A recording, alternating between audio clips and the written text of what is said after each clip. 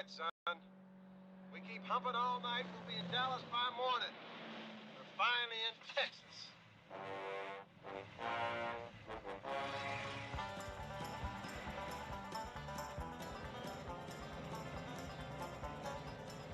Hey, Bandit, we got you-know-who on my back door one more time. Bandit, if you make a left turn on this next dirt road, then your ass is gonna be grass, and I'm gonna mow it.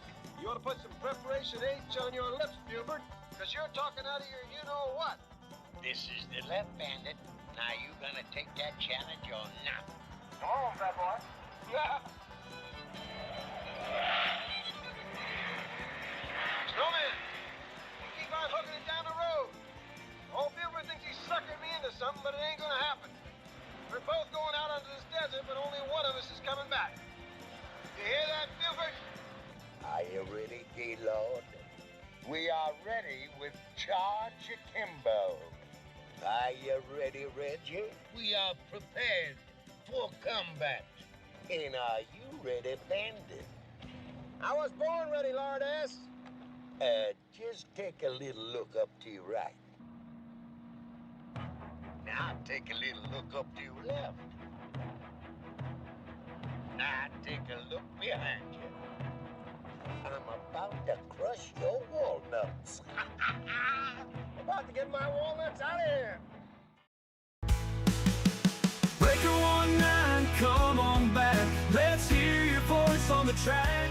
In the Ontario CB Club, there's always someone to talk back.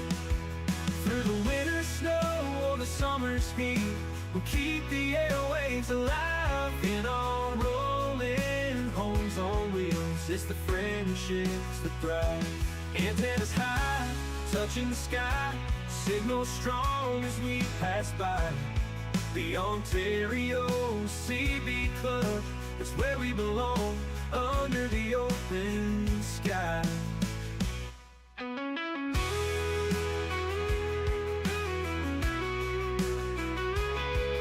So tune in now, don't be shy. Join our convoy, give it a try. In the Ontario CB Club, together we'll ride the CB love that won't die. Come on back, let's hear your voice on the track. In the Ontario CB Club, there's always someone to talk back. Through the winter snow or the summer's heat, we'll keep the airwaves alive. In our rolling homes on wheels, it's the friendships that thrive. Breaker 19, come on back. Let's hear your voice on the track. In the Ontario CB Club, there's always someone to talk back. Through the winter snow or the summer's heat, we'll keep the airwaves alive. In our rolling homes on wheels, it's the friendships that thrive. In the Ontario CB Club, together we'll ride the CB love that won't die.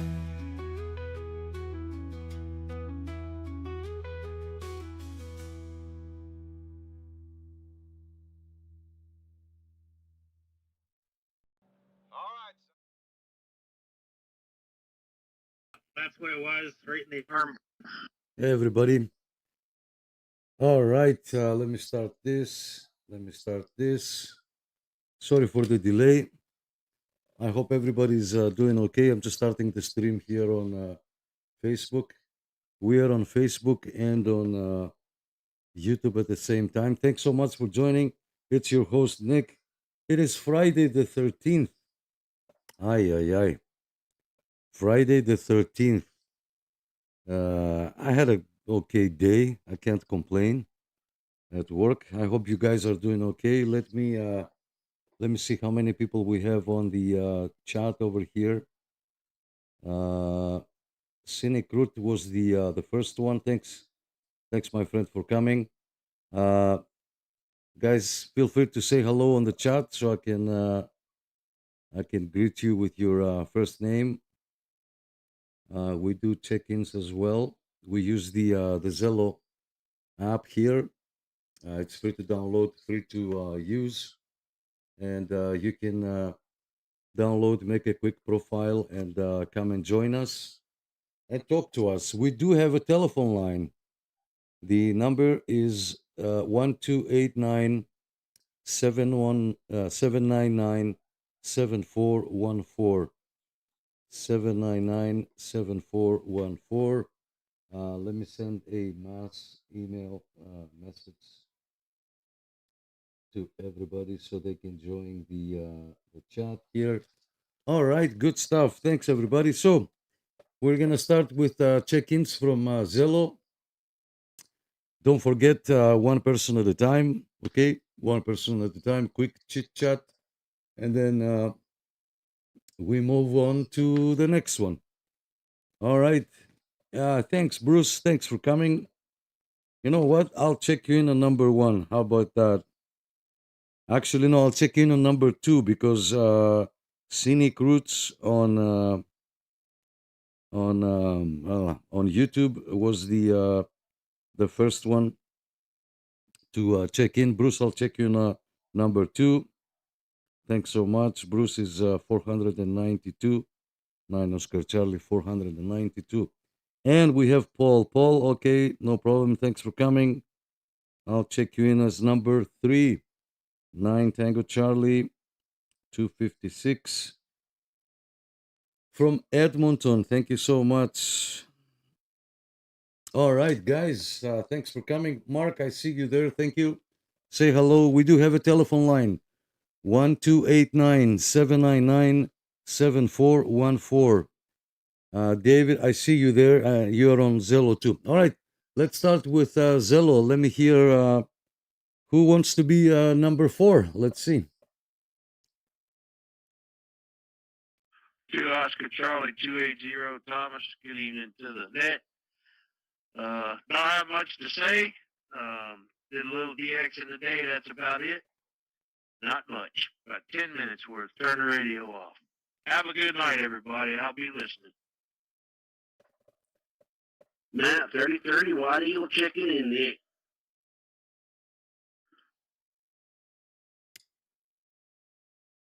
Oh.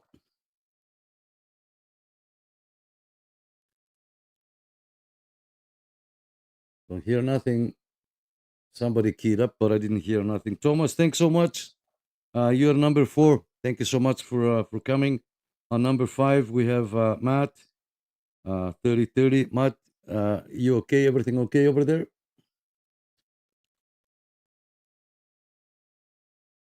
Yep, everything's good. Just talked to my radio a little bit, and that was it. And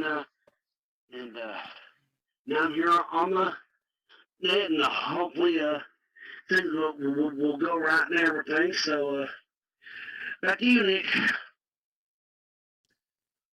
All right, good stuff. Thanks, Matt. Number 6, we're looking for number 6.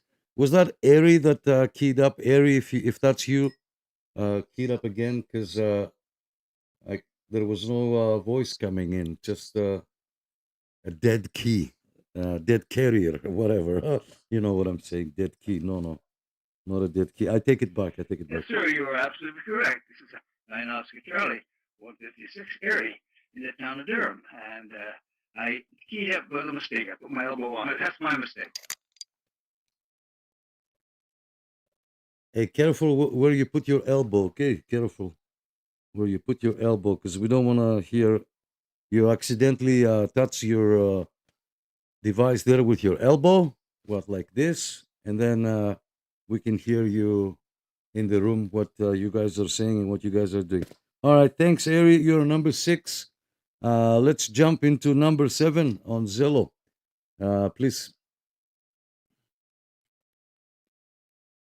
9 Alpha Tango 962 down out of BC. Good evening, everybody.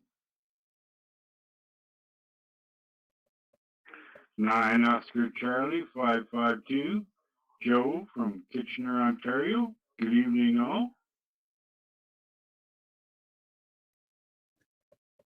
Thank you, Joe. Thank you for coming. You are number 8. Okay, number 8. I hope everything is okay with you. Dan, you're number 7. Dan, when did you discover that you had allergies and peanuts? Was it peanuts or hazelnuts? Hazelnuts, and this was a few days ago there. I think it was Wednesday I went in. Other than that, taking the meds for it, getting better. Did quite a bit of DXing today into South America and Australia and New Zealand. That's about it. All right, cool stuff. Hazelnuts. Okay, good stuff. Good to know. And yeah, of course, you have a huge tower there with a huge antenna. Of course, you're gonna be making contacts. You know, that's obvious. Okay, that's obvious. All right, good stuff. Thank you, Mr. Joe 552. We're looking for number 9. Caller number 9.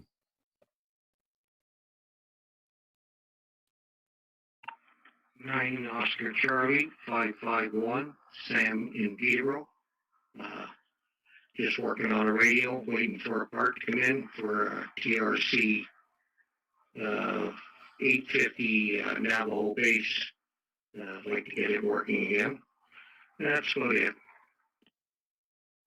9 Oscar Charlie, 11 checking in. 1111. Give me 1 second. Yeah, Sam, thank you for coming. Thank you so much to have you. Happy Friday. I wish you all the best with that realistic. They're great radios. And yeah, we sold one. We had one and we sold it. It was mint condition, fully recapped, open clarifier. Yeah, it was mint and we sold it. Yeah, that was a few months back, maybe a little more than a few months. All right, okay, thanks for coming. Who was number 10? Was it 9 Oscar Charlie 1111? Come again, my friend?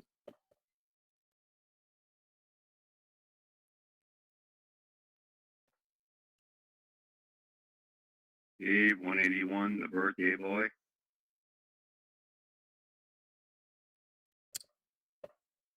Yes, Dave, you are number 11. And somebody said that if you were born on the 13th, you will hit a Friday at some point, which makes perfect sense.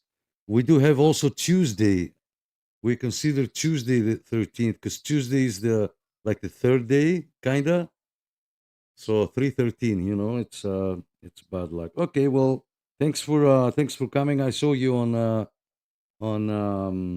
Facebook there as well. You checked in, guys. I'm coming on the Facebook and YouTube. Oh my God, so many comments, so many guys. Guys, give me a second.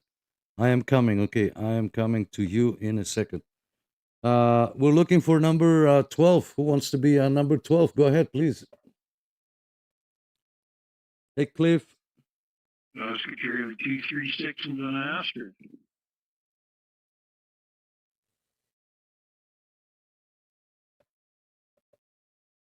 Wayne, what happened? Did you end up cranking up those alternators for the 10 kilowatt amplifier in the pickup?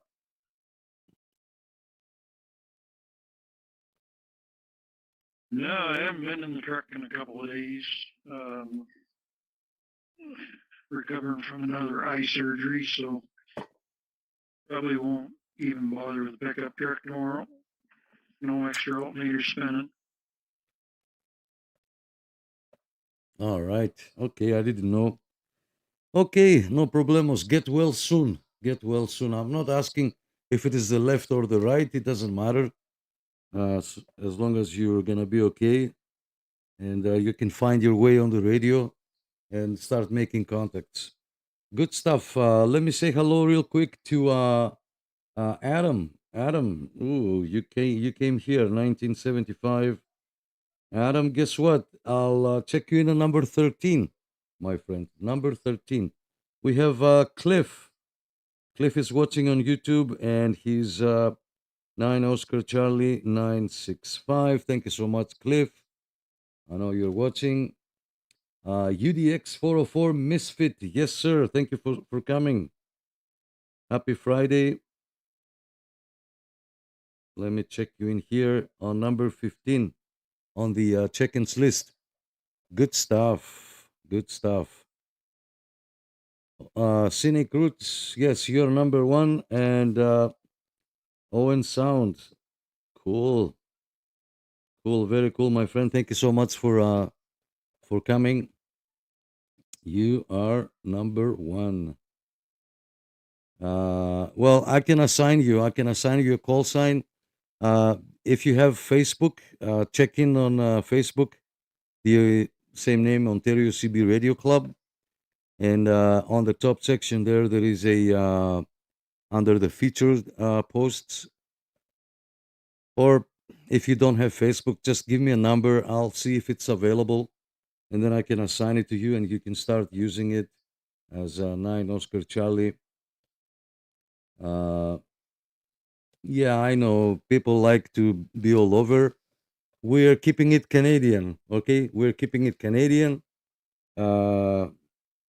Some guys, they like to have multiple and use them as they please. And yeah, but anyway, it's up to you. No pressure. It's free. You don't have to pay anything, right? Let me go back to Facebook. Let me see. We got some activity there. Kyle says, howdy, I sold my CB. I needed the money. I still got cheap stuff for emergency. Okay, Kyle, 19 years old. Okay, Kyle, I'll check you in. The stuff that you bought, or you're 19? Anyway, you will tell me on the next episode. Let me check you in on number 16. Thank you so much. If you are watching on Facebook, there is not a lot of stuff to see. You just see my sign language here and the radios.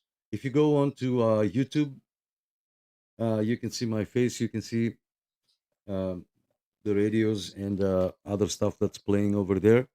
So feel free to jump.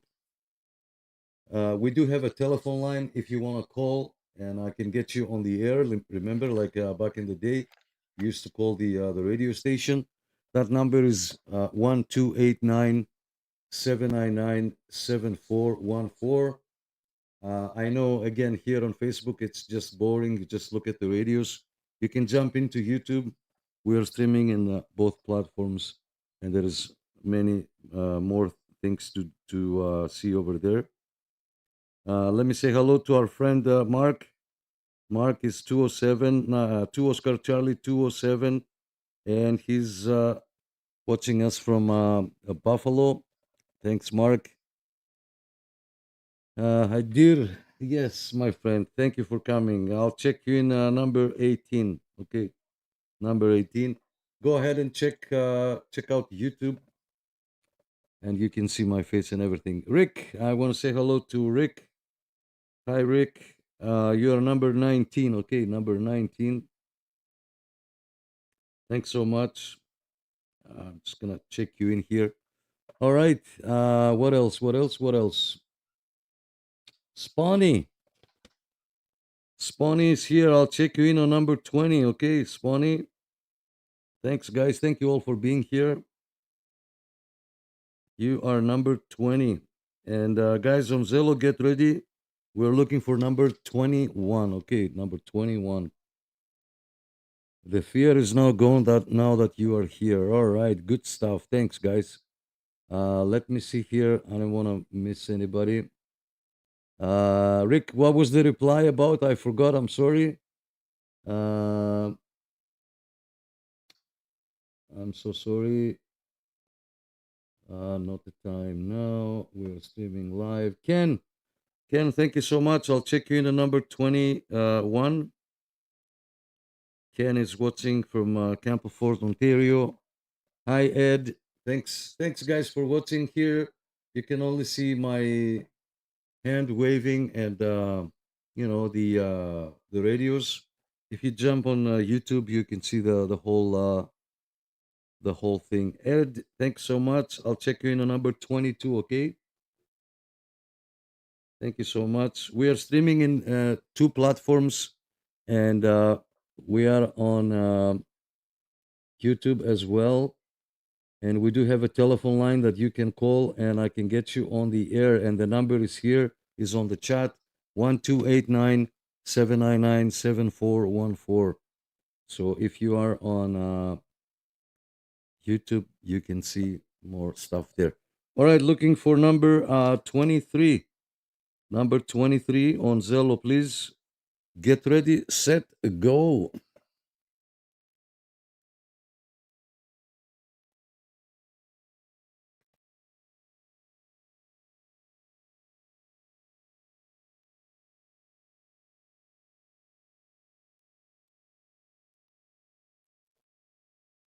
Okay.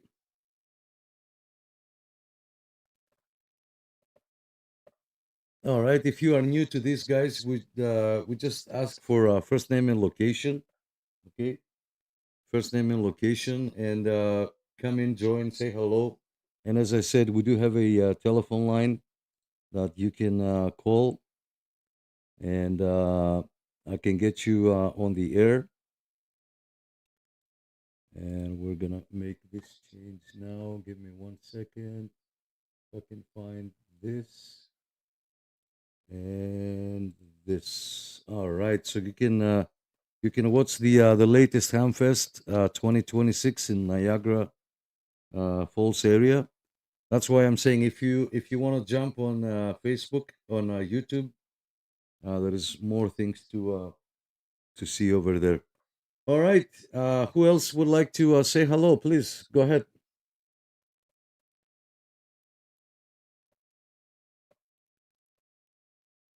Do.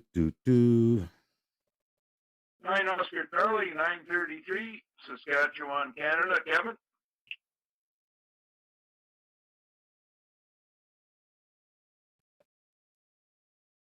Hey, Kevin, thank you so much for coming. You are number 23, okay?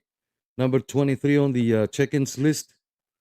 Thanks so much. How is everything with you?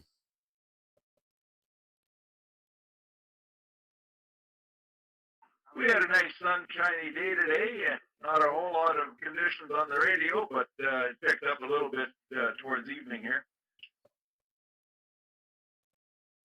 Put the volume up a little bit, just a touch. All right, well, good stuff, good stuff. Good to have you here. Thank you again. Happy Friday. Enjoy the show. I don't know, tonight is a little bit slow. And I'm thinking maybe I should change the Friday nights and move into Mondays. I'm sorry. What did I say? Sunday mornings. Okay, Sunday mornings. Sorry, I knocked down the camera because I wasn't looking. So Sunday mornings, I'm thinking to do the live net so that we can use the radio. Usually there is conditions in the morning. We can use the radio instead of using the Zello, and so people that they don't have Zello, they don't have to download it. So let me know, what do you think, guys, to move it to Sunday morning, and finally we can use the radio. Let me say hello to Las Vegas, Bill. Bill, thank you so much for coming. Let me get you. We got Spawny, and then to Oscar Charlie 2301. To Oscar Charlie 2301 is our good friend Bill. Thank you so much from Las Vegas. Thank you so much for joining. We do have a telephone line, 1289 799 7414. You can call and I can get you on the air. Remember back in the day, you used to call the radio station and you could ask songs. We don't play music here, but you can say hello. You can call and say hello. I'll get you on the air. Spawny says it's all white and cold and doesn't seem to be going anywhere soon. No, the answer is no. I'm guessing not too much snow in Las Vegas, of course. No, Las Vegas doesn't have snow. Come on. Yep. So if you want to call now, call. Operators are standing by. And yeah, as I said, we'll move stuff Sunday morning so we can use the radio and move the net over the air instead of Zello, and make it a little bit more interesting. But yeah, questions, concerns. If you want to say hello, feel free. The floor is yours.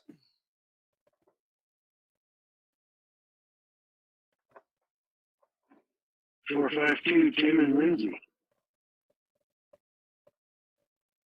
Tim, thank you so much. Let me check you in. You're number 25 on the check-ins list. 452. Thank you so much. Happy Friday. Anything new and exciting that you would like to share with us?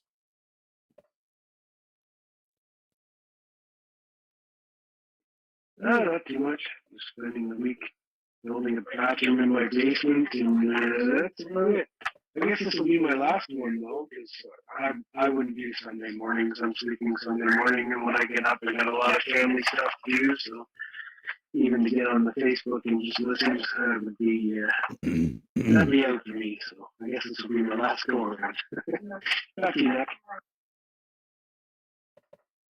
Well, I will let the people decide. Okay, I will let the people decide. I'm not gonna just go ahead and change, even though, excuse me, because like you see, like there is nothing on the radio right now. So we're using Zello. I know we do this once a week, and I'm streaming here on Facebook. Again, if you are new on Facebook, you can jump on YouTube, and you can see I'm playing a Hamfest there, and you can see other stuff and whatnot.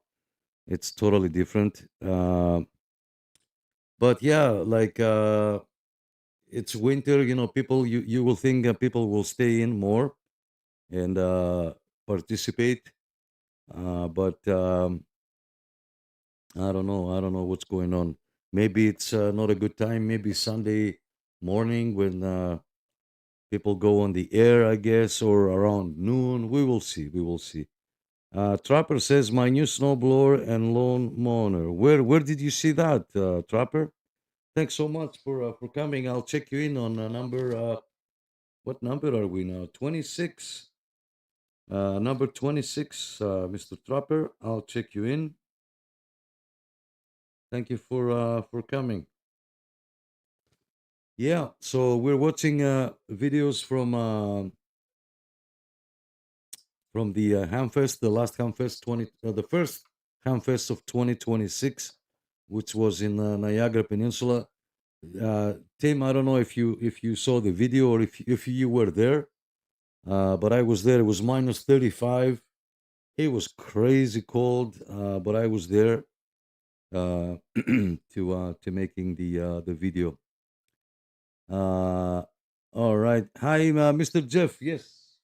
I just moved over to Facebook and see the comments. Sorry, guys, I have to address everybody. Mr. Jeff, thank you so much for coming. Happy Friday night. Thumbs up. From 9 Oscar Charlie 3408. Thank you so much, sir, for coming. Jeff is watching us from Ottawa. Thank you so much. Rick says I'm in Dawson Creek at present, soon to be back in Ontario. Good stuff. Maybe if you come in Ontario, maybe we can hook up an antenna. You can hook up a station and we can talk on the air.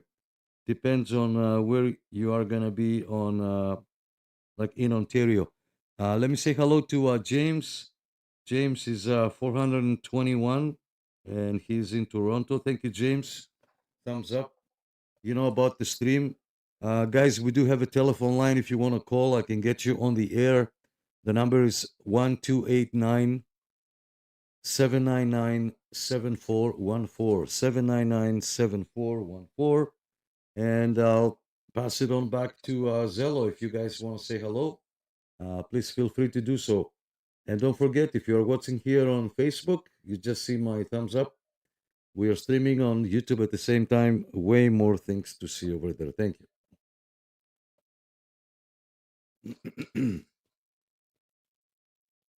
Well, Nick, unfortunately, Sunday mornings would not work for me because I'm a church, and I saw that video of that Hamfest, and the guy asking $500 for that antenna tuner. I would have told him, I said, dude, I could find that same antenna tuner online for what you were asking for it.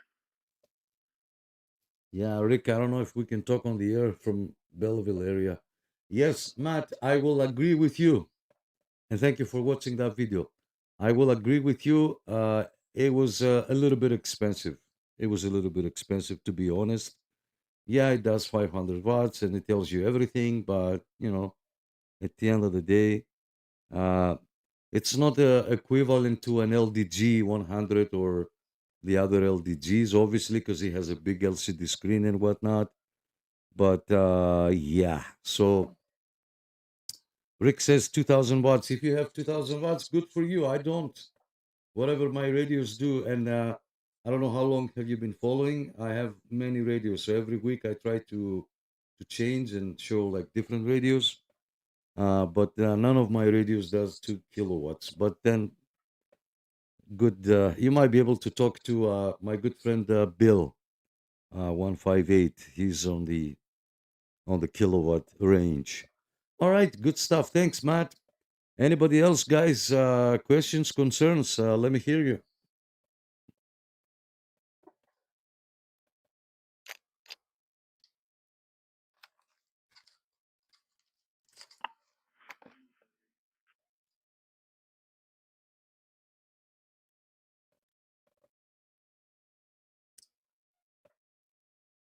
If you are new on Zello, I think I saw Steve there trying to say hello.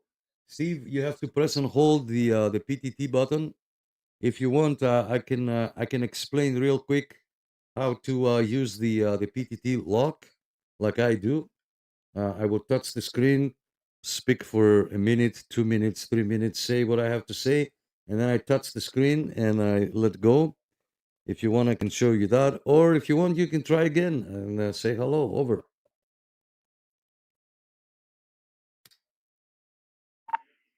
Hey, Nick. Yeah, sorry about that. I was just trying out the thing on the app here, and I was just getting ready to talk to you. But just thought I'd push the PTT and say hello. Yeah, we spoke, sorry, I think we spoke at CARP. You recorded my station back quite a few months ago, probably late spring, I would say, somewhere around there. You recorded my station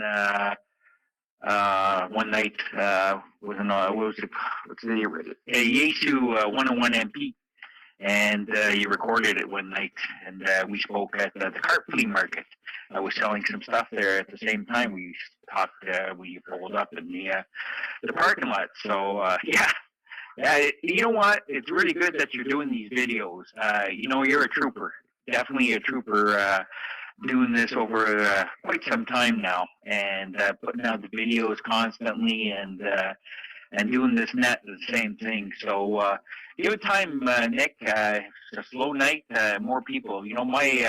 I keep forgetting to come in here on Friday nights, and from what I'm seeing right now, it seems like a lot of guys are interested. Probably best to keep it the way it's working right now, in my opinion, from what I'm hearing. But anyways, yeah, just thought I'd drop in and say hello. Well, thank you, Steve. Thank you so much. Thank you for remembering. Well, and thank you for all your good words. Yeah, I try. I am a true sportsman, as I would say. I say the same to everybody who has too many radios. I go and I say, "You, sir, you are a true sportsman." Thanks so much, Steve. I checked you in on number 29.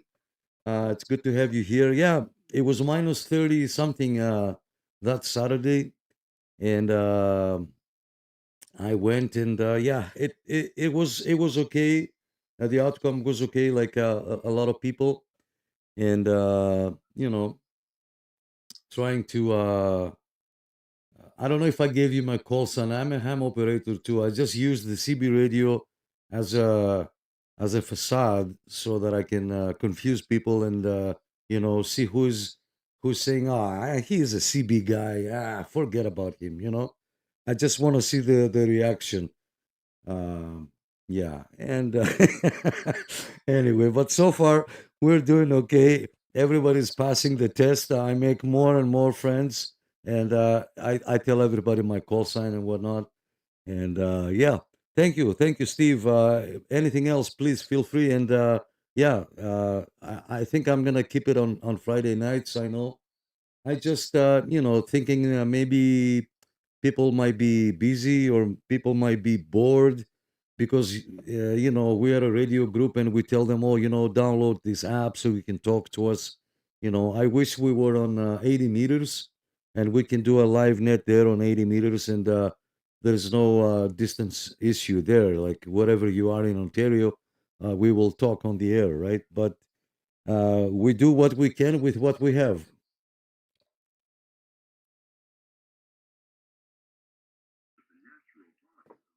Hey, Nick, I can't come on Sunday mornings because the trouble with me, I'm sleeping one off.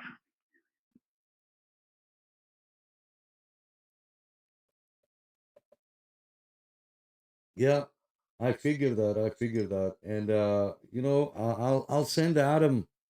Adam's gonna come every morning and pull your leg to wake you up, and then if you don't wake up in between your toes, he's gonna put a match and he's gonna light it up. Eventually, you will wake up, right? Oh yeah, he'll be in just as bad a shape that I got. He's an alcoholic. I'm only I'm not full alcoholic. Ron. I'm working on it right now. I'm 75 and I've been drinking all my life since I was 14. Oh, that's bad. Okay, well, good stuff. Good stuff. Let me say hello to Ron. Thanks, Ron, for coming. I'll check you in on number 30. Okay, number 30. Thank you so much. 9832. Let me make a note here. Number 30 on the check-ins list. Yep. So 1 kilometer of telephone wire was not fun to remove either. Oh, what are you guys talking about? Years ago, I watched my buddy's day done that was buried with a Yagi. Oh, man. And yeah, I keep checking. I don't want to miss anybody. Let me see. People want to comment for the first time. So let's see. Yep. I will approve that. We should be able to see the comment from Mark now. All right, good stuff. Where is the net here? There you go. There is the net. All right, thanks, guys. Who else would like to say hello? And let me say hello to Mario. Mario is Mario. You're number 31 on the check-ins list. Thanks so much. Happy Friday. 9 Oscar Charlie 510 from Stouffville. Thank you so much. Happy long weekend. Yes, sir. Monday is family day, but yours truly is working. Okay, yours truly is working. Yeah. What can we do? Somebody's got to go to work to pay for the mortgage. Over.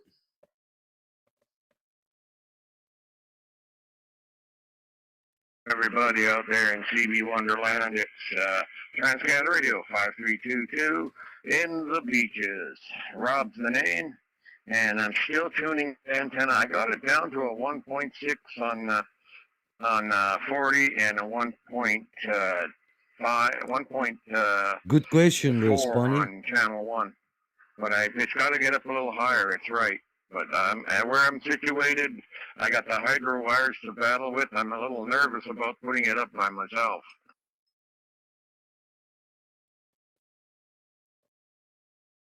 Thanks, Rob. I'll check you in on number 32. Okay, number 32.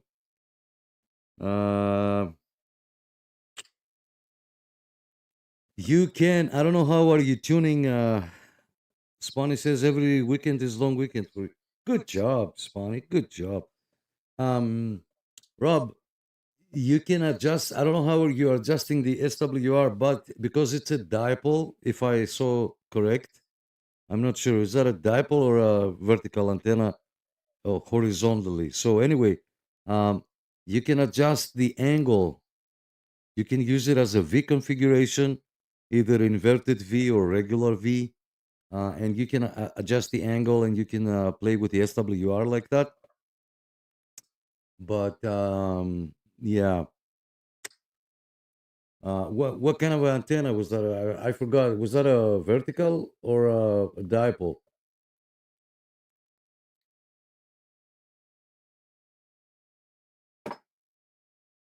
It's a vertical. It's supposed to be a dipole antenna. That's what I made it as. But I gotta say, I would like to get another.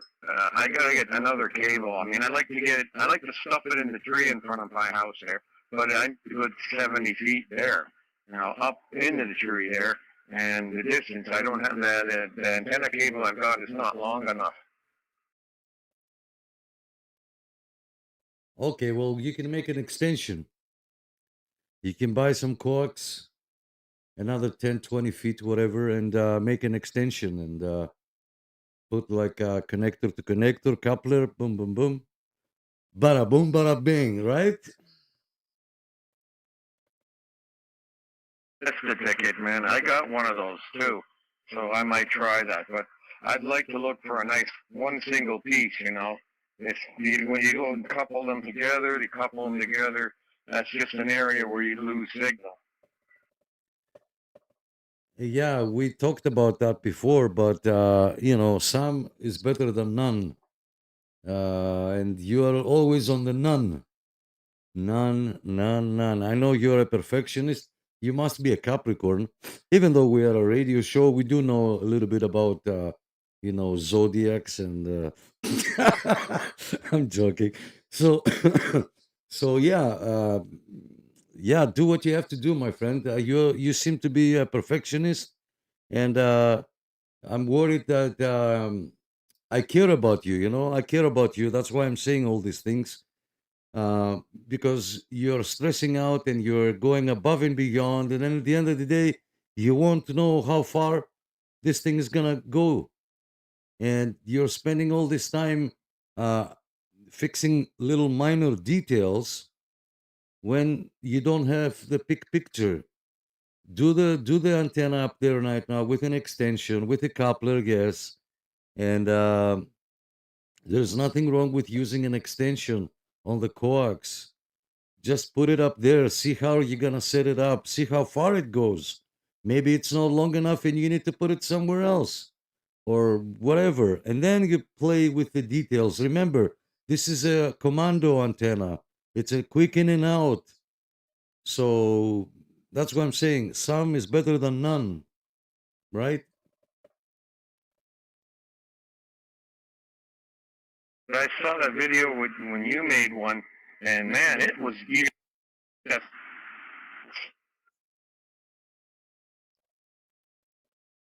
Yeah, and I was using an extension. I put a 6-foot coax onto that antenna, and then I use a coupler, and that gray coax that I have was another 30 feet, whatever. And boom, it worked. And the SWR were low. I put it on a nano VNA. Everything was fine. I was adjusting the angle, because again, you don't know how far this is going to work, how far this is going to go. So just go ahead and hang it. You should be up there now, hanging it right now as we speak. I haven't put my antenna yet, but because I got stuck and I was like 10 minutes late here on the stream. But once you guys start talking, I'll jump over the other side and hook up the antenna, and we could have been talking on the radio right now. You know what I mean?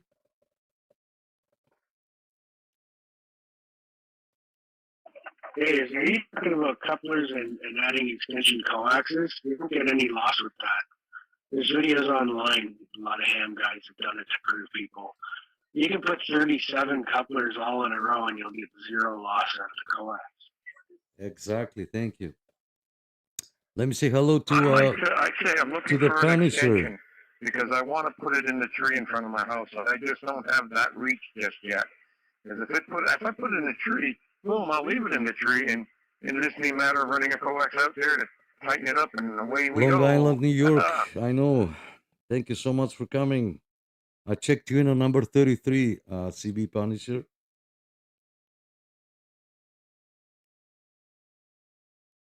Thanks so much. 9 Oscar Charlie 67. Yes, sir. Don't let the branches touch the element. I know. I got to figure something out somehow.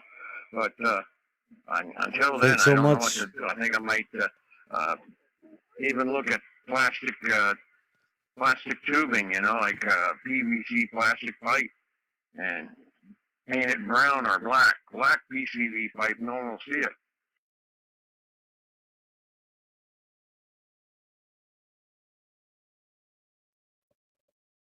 I missed at the start what kind of antenna did you making?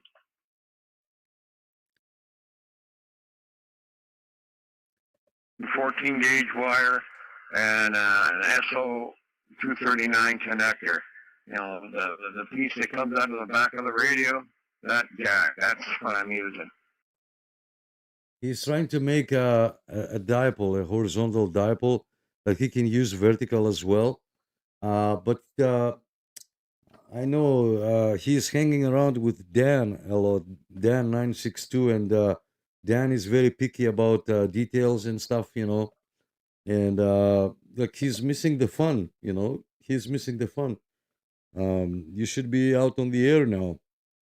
And as Tim mentioned, it doesn't matter how many couplers you put, that doesn't affect nothing. And this goes also to say that to show that the length of the coax doesn't do F all. Okay, F all. Let me say hello to CB Palliser, 1900. Thank you so much. I checked you in on number 33, my friend. Thank you so much. And EJB, 9 Oscar Charlie 67. Thank you so much. You're on number 34 on the check-ins list. Thank you so much. Tim, go ahead.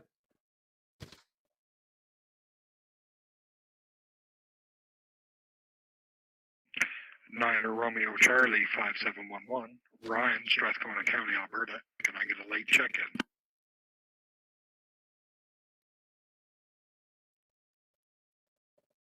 Five 5711. Yes, sir. My good friend Ryan, thank you so much for coming. Of course you can. You can check in at any time, okay? At any time.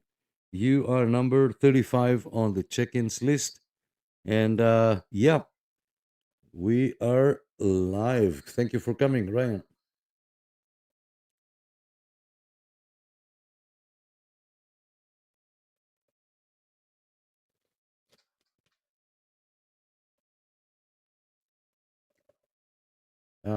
Tim, if you're still here, go ahead. As I said, he's making a dipole, vertical and horizontal, I guess.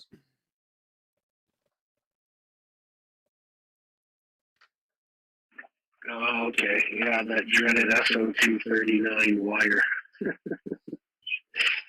Yeah, I had one of those up too. I hated it. I went with one that had the balun in it. Before and then I took it down. Where the heck did I even put it? I don't think I left it strung up there, just hanging in the air. It's got to be in my garage somewhere. I took it down and I made one out of 10-meter ham sticks or 12-meter ham sticks. Which one's I used 10-meter.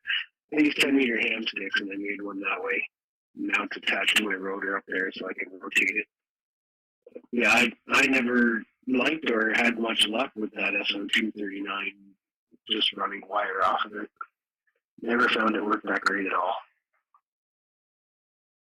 I've used speaker wire, copper speaker wire, as for a dipole, and I've actually it worked out quite well. I have one running north and south, and I got one running east and west. It all depends on how things are. I just got to show you the situation where I'm in the area. I've got a gas meter right next to my window, and where my radio is, there's also the power input coming into the house, the hydro coming into the house. I'm just can't set an antenna there, man. Too close to the hydro wires, and yikes! I don't want to try something like that.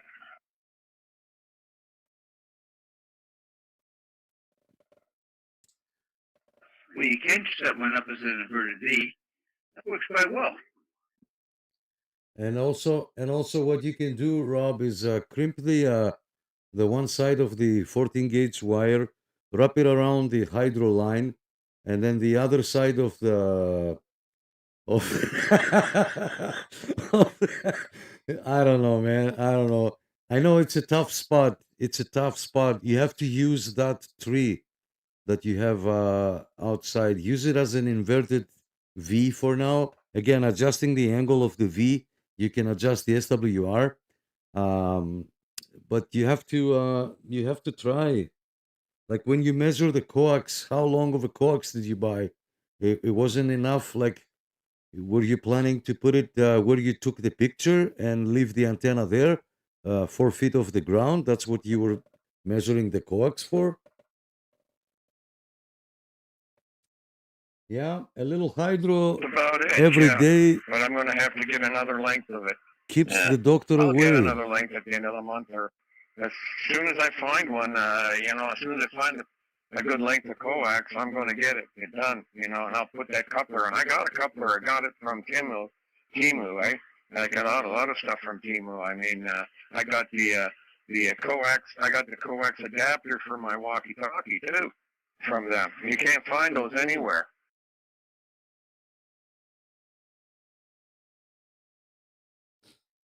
AliExpress. You can try that. AliExpress is not bad. I just got some stuff from them already. Like mostly in video game stuff and for my Nintendos and stuff like that. I get it to my grandchildren. But anyway, yeah, AliExpress is not too bad. But Timu, watch the quality.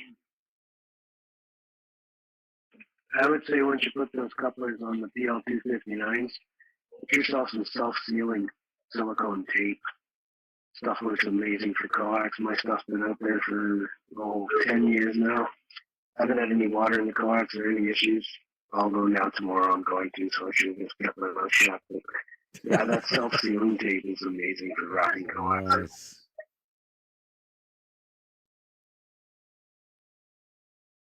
How about that Flex Seal spray?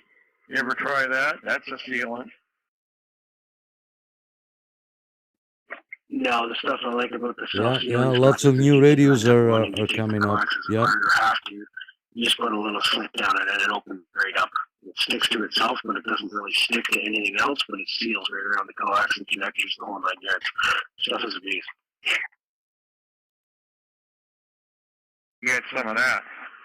I mean, I got electrical vinyl tape, and that's terrible. I'll get a link to it of what it actually is, then you can just look it up. Let me find it and I'll post it on Facebook there. Check that out for sure. And Sayal, I went to the new store.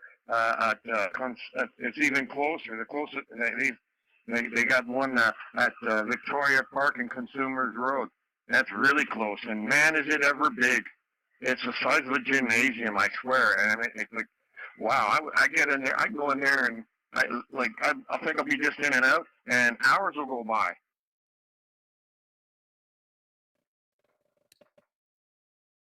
So did you buy a coax from them?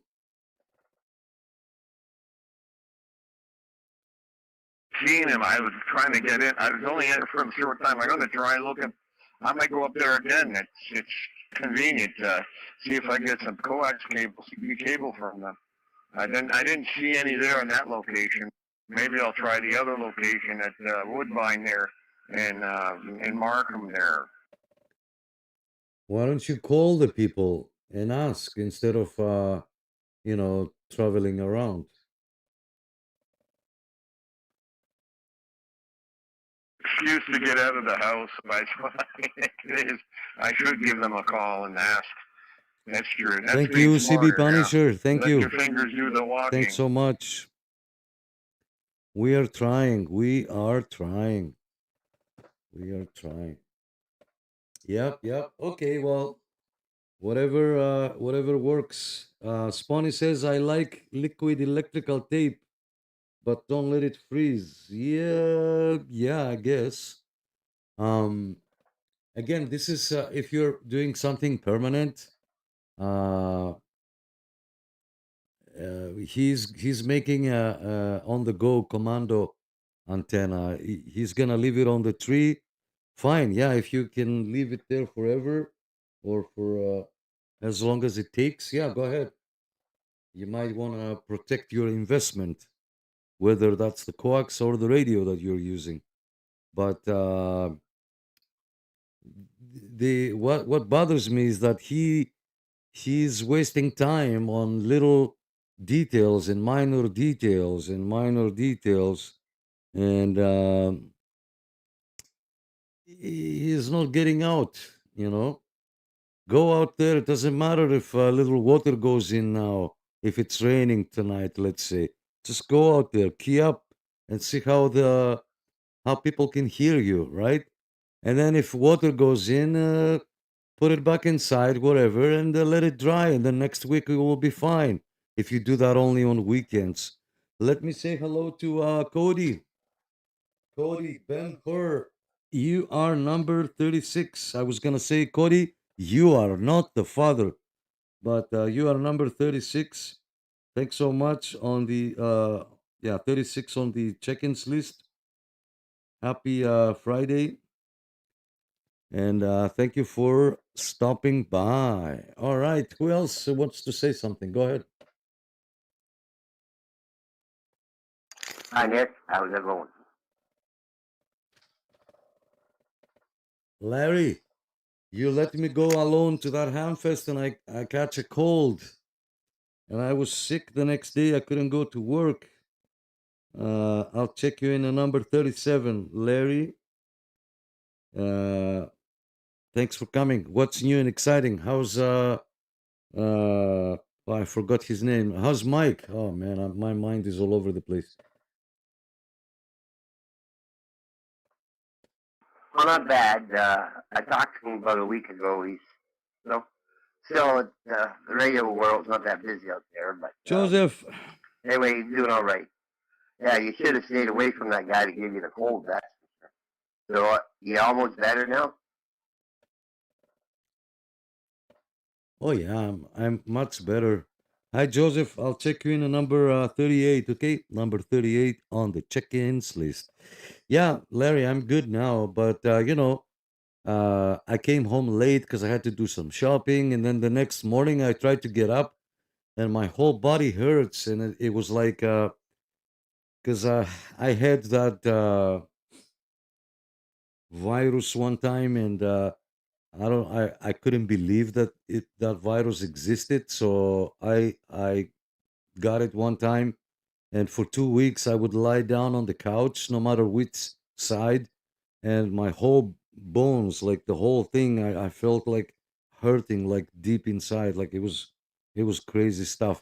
I felt the exact same way with that cold for Sunday and Monday, and then Tuesday I was okay, and I went to work. So yeah, you guys, I guess didn't miss anything. You saw the video, right? No. Hey, I got a lot of HT 1250 LS for sale. If you know anybody that needs them.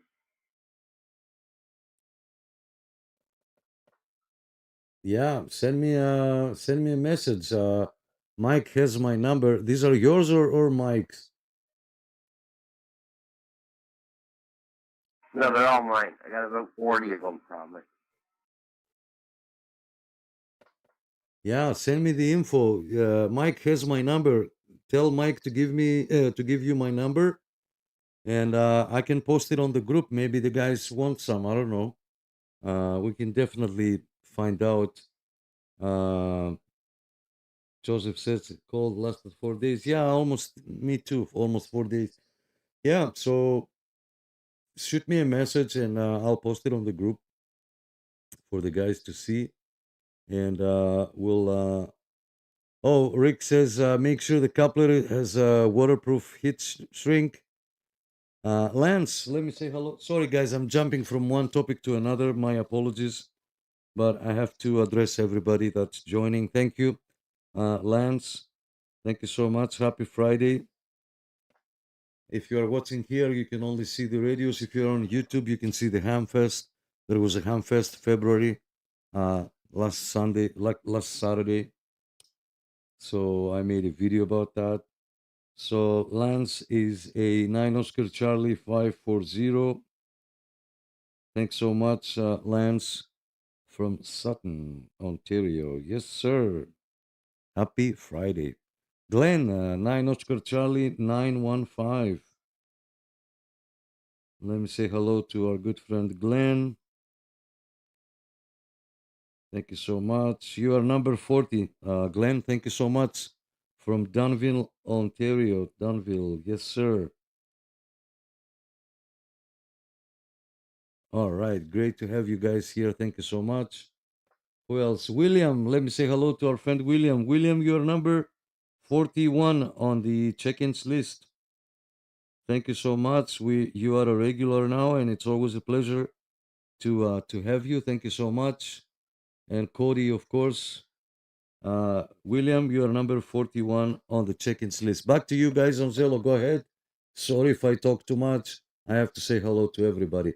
We do have a telephone line, 1289-799-7414. Operators are standing by.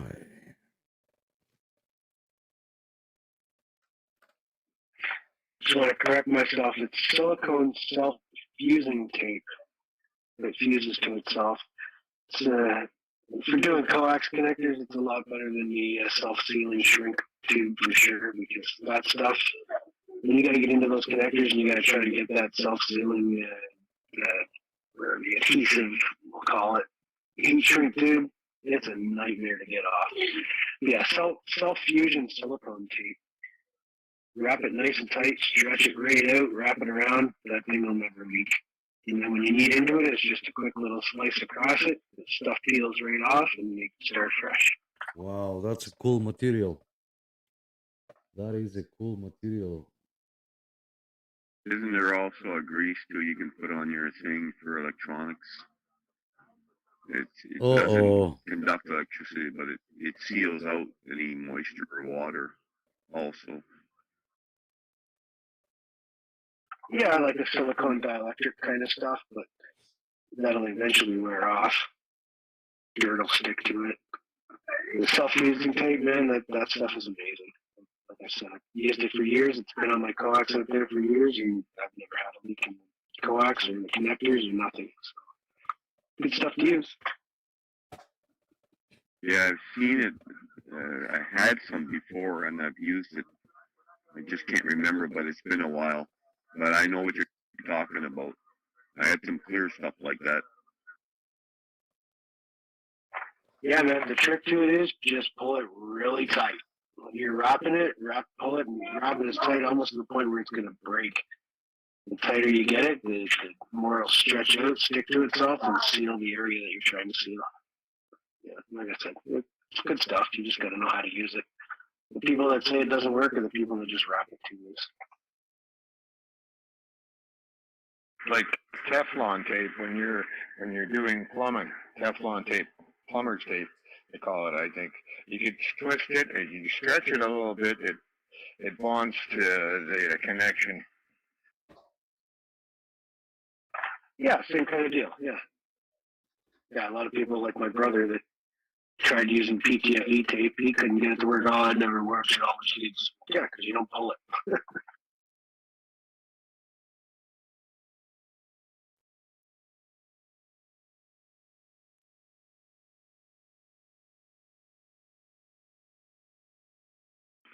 Having a good waterproof tape is a good thing to have, but you have to be very careful before you put the tape on that there is no moisture in the connection at all. Condensation or anything can ruin the connection on the inside just as bad as having no tape at all. If you have it sealed inside, it stays in there. That's where a hairdryer would come in handy. If you do have something like that, you want to make sure there's no condensation. Hit it with a hairdryer. That will dry it up real quick. I think that's my opinion, but I don't know. I'm the one asking for help.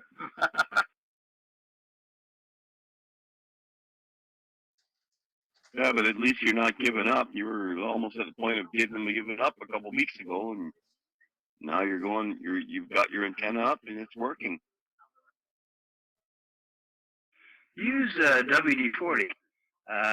It displaces water, and it won't short anything out. And it's pretty easy for a lot of small engine repairs and stuff like that. But to get the water out of anything, WD-40 is your best bet.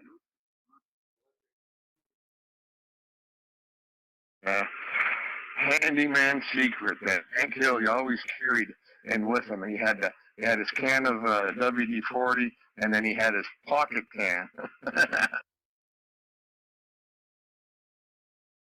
WD-40 is not very conductive, though.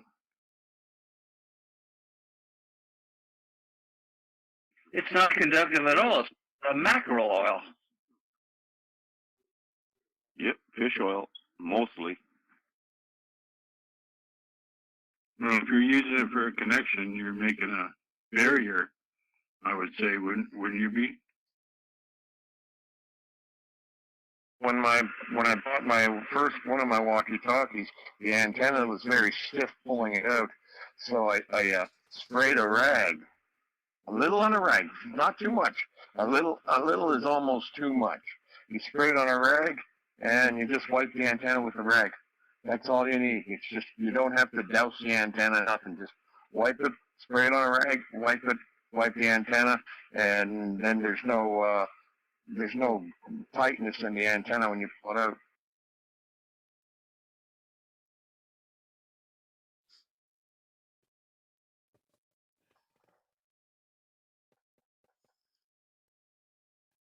I'm lucky. I don't have to do that too often.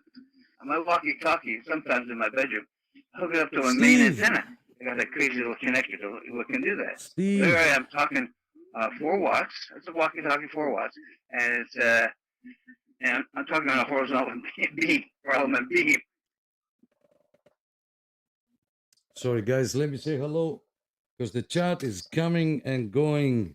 Let me say hello real quick to a couple of friends that join in. My good friend Steve, UDX 483. Happy Friday the 13th. Ooh, scary. So UDX 483. You are number 42 on the check-ins list. Thanks so much, Steve. And there is another Steve here. I'll check in on number 43, my friend. 0432. Steve, thank you so much. Happy Friday. Let me show my face here. I don't want, because I went to fill up some coffee and then I forgot. And where is my face? There's my face. Thank you so much for coming. Happy Friday. So, Steve, I checked you in number 42. And this other, Mr. Steve, thank you so much. 0432. You are number 43 on the check-ins list. Thank you so much. Happy Friday, and it's a pleasure to have you. We do have a telephone line if you want to call the studio. Operators are standing by. 1289-799-7414. You can see the number on the thing below. I don't know where to point. It's right here. The number will pass by. Actually, it's passing now. 1289-799-7414. Operators are standing by. And let me say hello to, let me take a look on Facebook. I don't want to miss anybody. After Lance and Glenn. Okay, I didn't miss anybody.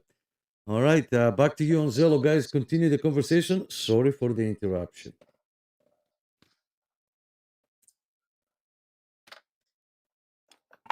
You got me double checked there, Nick.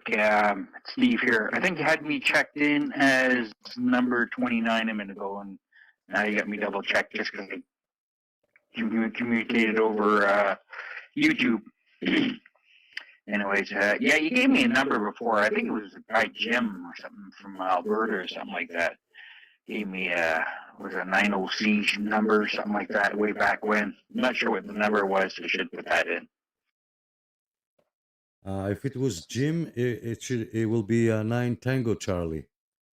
Okay, from Trans Canada Tango Charlie. If it is us, if it is me, It is Oscar Charlie. No problem. I'll remove you from number 43. Yes, I did check you in earlier. And yeah, not a problem.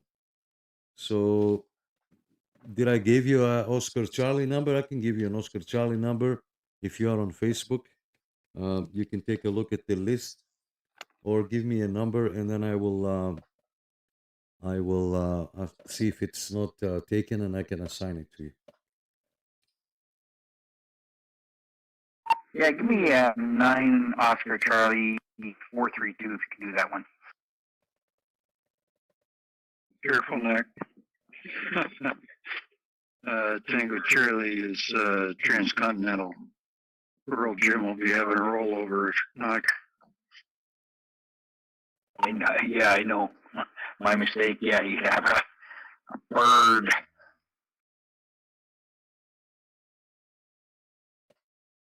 What did I say? I said Trans Canada.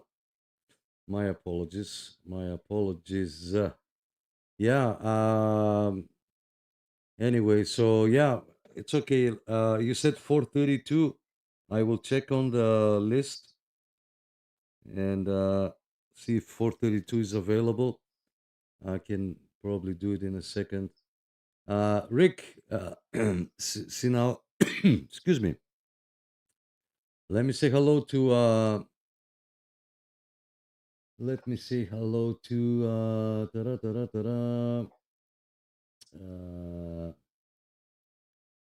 Okay, so Rick, you can join the group on Facebook is public. You can join it anytime if you want an Oscar Charlie number. You have to look at the. Let me do it right now because I'm gonna forget because I'm a busy person, and I don't want people to think that I'm ignoring you guys. I am absolutely the opposite. I try to help as much as I can whenever I can. So let me click on this post here and I'm gonna share it. I'm just gonna give it to Rick there. So Rick, since you're on Facebook, I sent you a message there. These are all the numbers that they are available right now.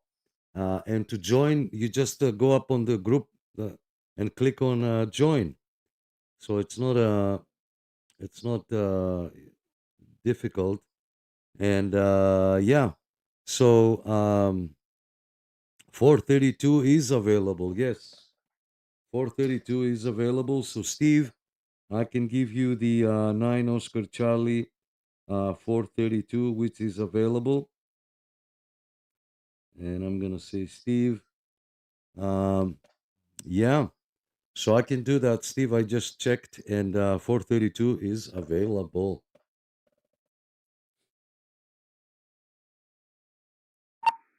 Perfect, Nick. Much appreciated. Thank you very much.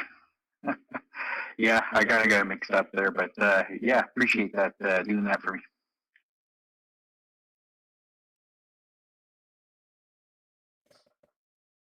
Yeah, not a problem. So Rick, I saw you saw the link that I sent you. What number did you request it? And my apologies. I thought I went through all the comments there.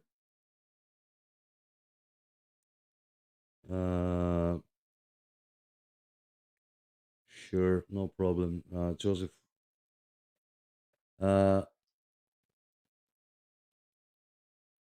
Thug Ducks Group. Oh man, Cody, you're killing me. How do you come up with those names? 358. You're gonna be on the blue list. The blue list is for the members outside of Canada. Let me bring it up here. And you said which number? 358. I thought you were gonna say what? 358 is like a small block. Oh man, okay, let me see. 358. Yeah, it is available. Yeah, it is available. 358. Cody, you want that one? You want to be 2 Oscar Charlie 357? Let me know on the comments. And then you can Excuse me. Glenn is asking, what did I buy on the Hamfest? I didn't buy nothing, just miscellaneous items here and there.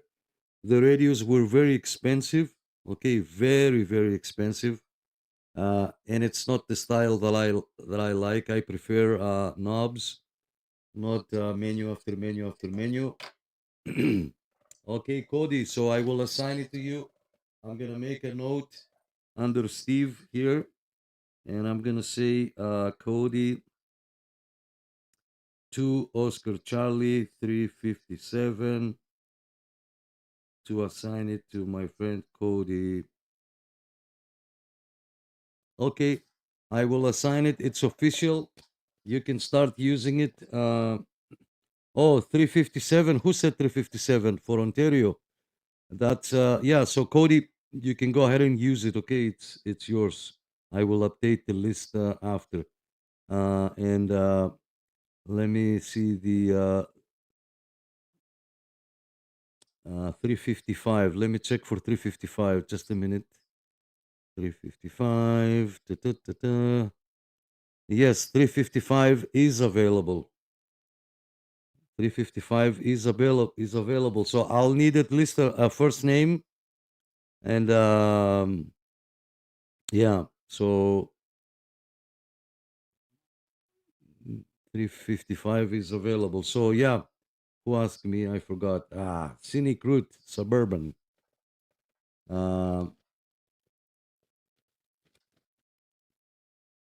Okay, let me write it down. Sorry, guys. Sorry for the delay. Sorry for the delay.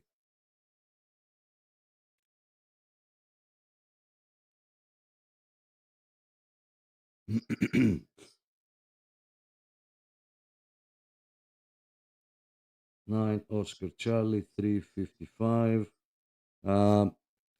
Scenic Route. I need a first name at least. I don't know if you gave it to me earlier, or if, I don't know if I have it. I can't remember. Oh, sorry. Yes, of course. My bad. Yes. Yes, Adam, you told me now that you mention it. Yes. So 9 Oscar Charlie 355 is yours.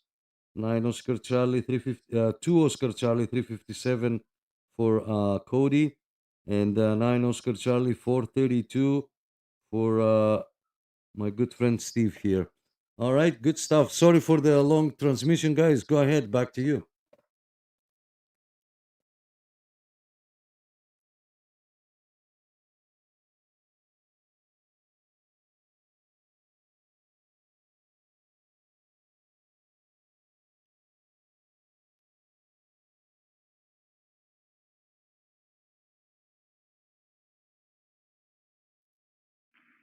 Good evening, everybody.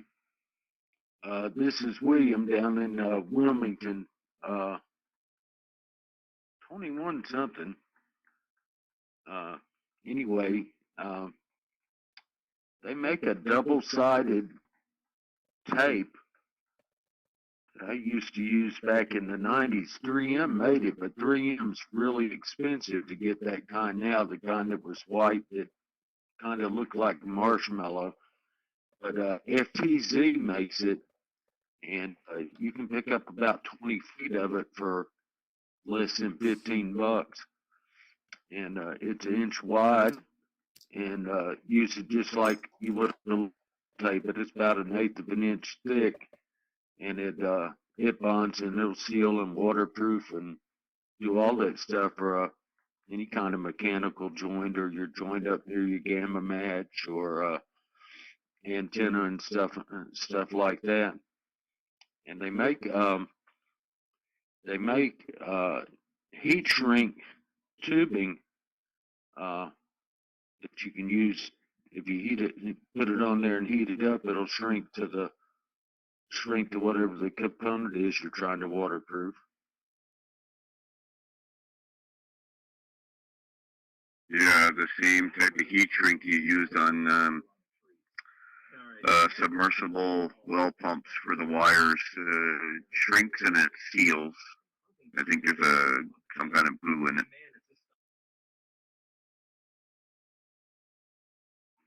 Yeah, and you can get it in, large sizes too. It's big enough. You can get it, I believe, even more than an inch. I believe even more than an inch of ID, for bigger cables and things like that. Joseph, I But I gave saw you someone the using it 159. on a Ballon, on a wire antenna that they made that they're trying to And then 453 that for they Rick. cover up No the problem. Ballon and Let the me take a look. connection on it with it, and then heat it up with a hot gun or a hair dryer. Hot gun will work, but Yeah. any of those will work. Okay, Rick, I'll give you the 453, Rick. Not a problem. Let me look for 159 for Joseph. Yeah, Joseph, I gave it to you. Is that you? GG, yeah. Joseph, I gave you that. So let me write down Rick here.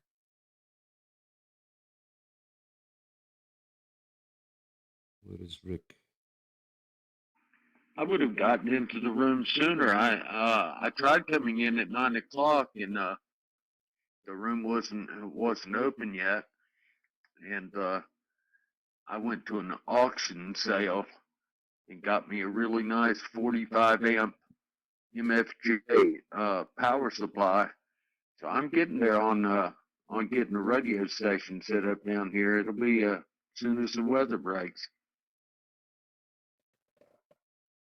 Good stuff, William. Yes, I was late. I was like 10 minutes late.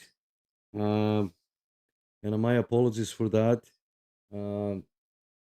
Yeah, that's why we haven't started at 9 o'clock sharp. Sometimes, life happens and things happen, and I didn't have a chance to even put my antenna. So I'm a radio club with no radio. So you guys can talk, okay? If you give me a minute, continue the conversation. Wade, Ari, Steve, Tim, if you're still here, Rob, and of course William, or whoever else wants to say something. Continue the conversation. Give me like 5 minutes. I want to go out there and hook up the antenna out of the window. Okay, guys? Come to my world, Nick. Yes, Adam. Thank you, Adam. Rock and blues. Which area are you? Yeah, I picked me up. I heard someone talking about they were talking on a handheld on their set of beams, and I picked up a Midland and 2 Panasonic handhelds. Rob, you're from Hamilton, so this 9 week. Oscar Charlie. And so I'm thinking about using them, but I still haven't done the antenna thing. I'm taking 81. my Let me time check. on Let me check selecting 81. an antenna because it's one I have to erect and take down each time. But it's all coming along. I'm probably going to just get a truck driver's antenna or something like that, or a whip. Yeah, 81 is Or available. I may run a long wire, but I don't really know where I would connect it to. 81 is available. Let me go back to the stream here. And let me go back to rock and blues. All right. 4 more new members. So Rob from Hamilton, you are going to be 9 Oscar Charlie 81. Yes, sir. 9 Oscar Charlie 81. Awesome. Thank you so much. It's yours. You can start using it. The call signs are free. Sorry, I forgot to key up here. So we got 5 or 4 new call sign members. The call signs are free. You don't owe any money. And if you ask, if you're wondering how the call sign came up, number 9, every country has a DX division. Canada is number 9. Italy is number 1. The States are number 2. Greece is, let's say, number 18, and so on and so forth. So 9 for our division here in Canada. Oscar Charlie for you can translate it as Ontario, Canada, or Ontario CB.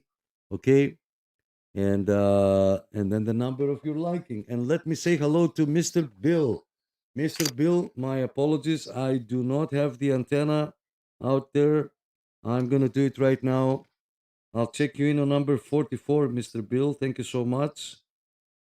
Always a pleasure. I'll hook up the antenna and we'll be on channel 16 or 38. We'll see. We'll see how that goes. But guys, I need you to start talking here. Let's not leave too much of a gap of dead air.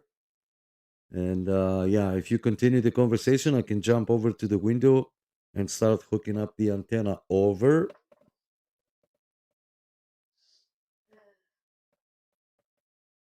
Hey, everyone start talking at once. Oh yeah, get that antenna up, I'll tell you. I live so far away from Toronto, unfortunately I can't pick up Nick. Even with a amp, I got a couple of amps, but no. The funny thing is, I can skip all the way to Tennessee or even Texas.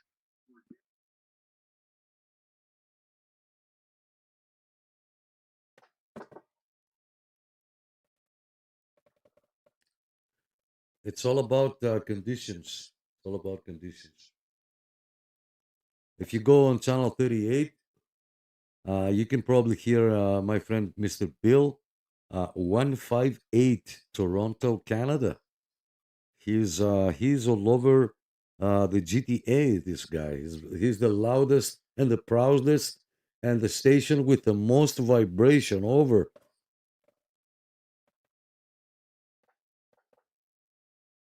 Yeah, but he's got no ears. He needs a better antenna. What? Oh, I heard all afternoon. I was downstairs working on my basement, fixing it.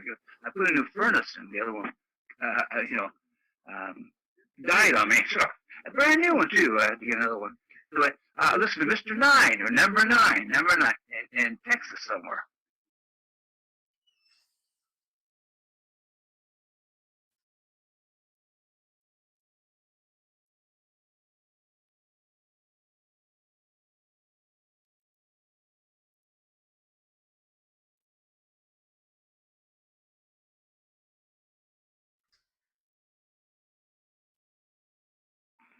Yeah, Cody is down in north central Texas.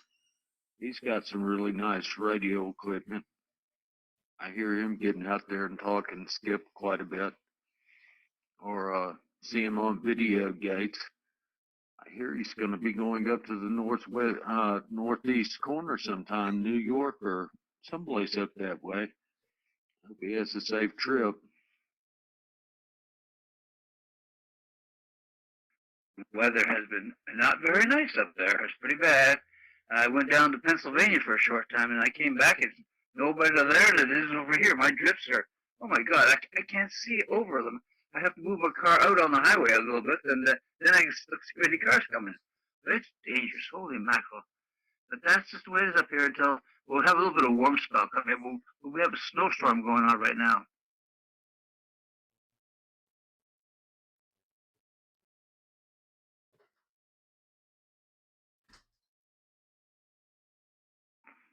Well, I'm hoping that our snow from a couple of weeks ago is the last one of the season for us. It's the first time they've had a whiteout blizzard around here that I know of. First one in over 50 years that I know of. Here in Ontario, I'm just 160 kilometers north of Toronto, and we have a snow blizzard almost every third day. Whiteouts. I get terrible squalls coming from Lake Huron and Georgian Bay. Oh, really bad. And that's just the way it is. I live on a peninsula.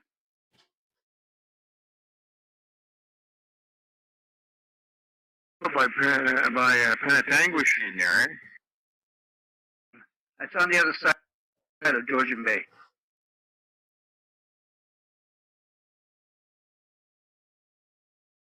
There'd be a town there called Midland, and my brother used to be a cop there. And really, and then you keep going up the highway 11, you go to North Bay. And yeah, up the Penawapashine, yeah. Oh, lots of French Canadians there.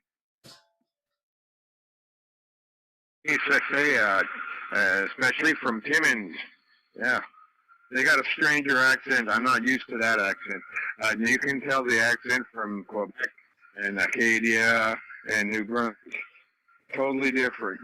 I can tell them. But I heard this one guy speaking French, and he sounded like he was from Boston. You know, like, and when he spoke English, I didn't think he was French. I thought he was from Boston. Well, we don't speak French in Canada. We speak Arcadia. You tell them that, and they get really mad at you. We speak French. No, they don't. The French people in France, so they can't understand them.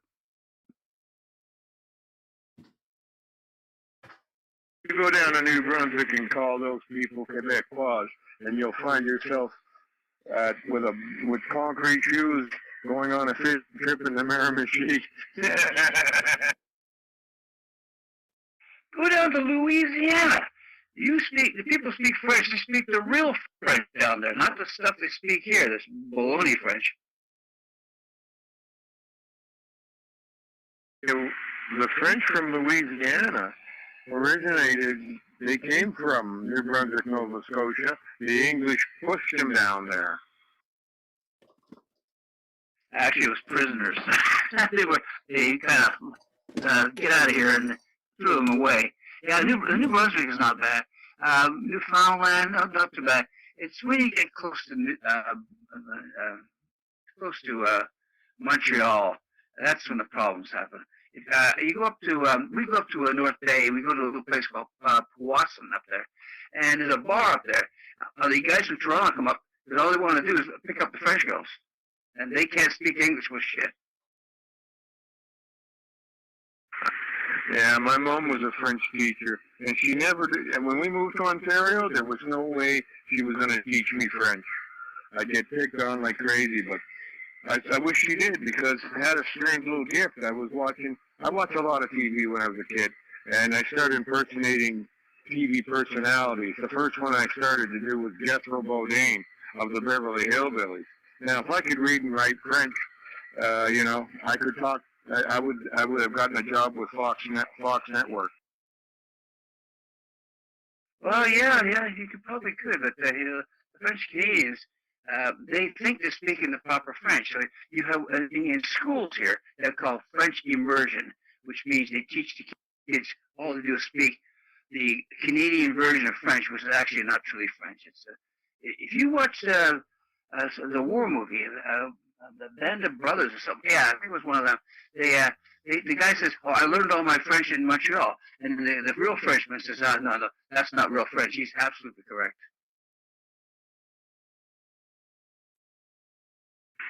Well, if you go in Newfoundland, those two islands off the coast there, they're not Canada. That's France. I believe it. I've been to Newfoundland, all over the area.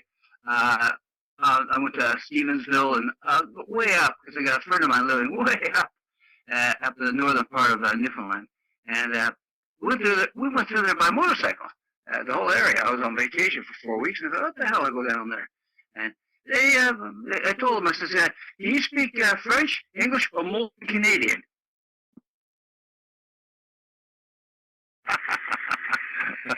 I went down there thinking, the way they talk with this, them, those, and that, and I should buy the bills the boat, and I went down there, started talking like that, made a complete ass of myself, because everyone I met down there, they don't have they talk normal. It's when they come on, when the plane touches down in Toronto, they go from, hey, how's it going? Blah, blah, blah, blah. What do you do? And all of a sudden, when that plane touches tarmac in Toronto, they switch off when they start talking Newfoundlandese or something. And I mean, I don't understand it at all. But when I was down there, no one talked like that. Yeah, like a click a bee and a thing a bee and do a bee. And I know it's all bullshit. It's like when you go to, I went to Holland, because I'm a Dutchman anyway. I went to Holland, and I can speak Dutch. But the thing about the people in Holland, they can speak English perfectly. Because when you go to school, you got a choice of another language. I always speak English. It's good for money. Yeah, like my friend, he's an electrician for Lever Brothers and a painter, and he used to be an ex-cop in Sydney, in Sydney, Australia. And he came up here and says, I don't know. I says, I come off the plane and people tell me I have an accent. I must have caught it here because I didn't have it back home.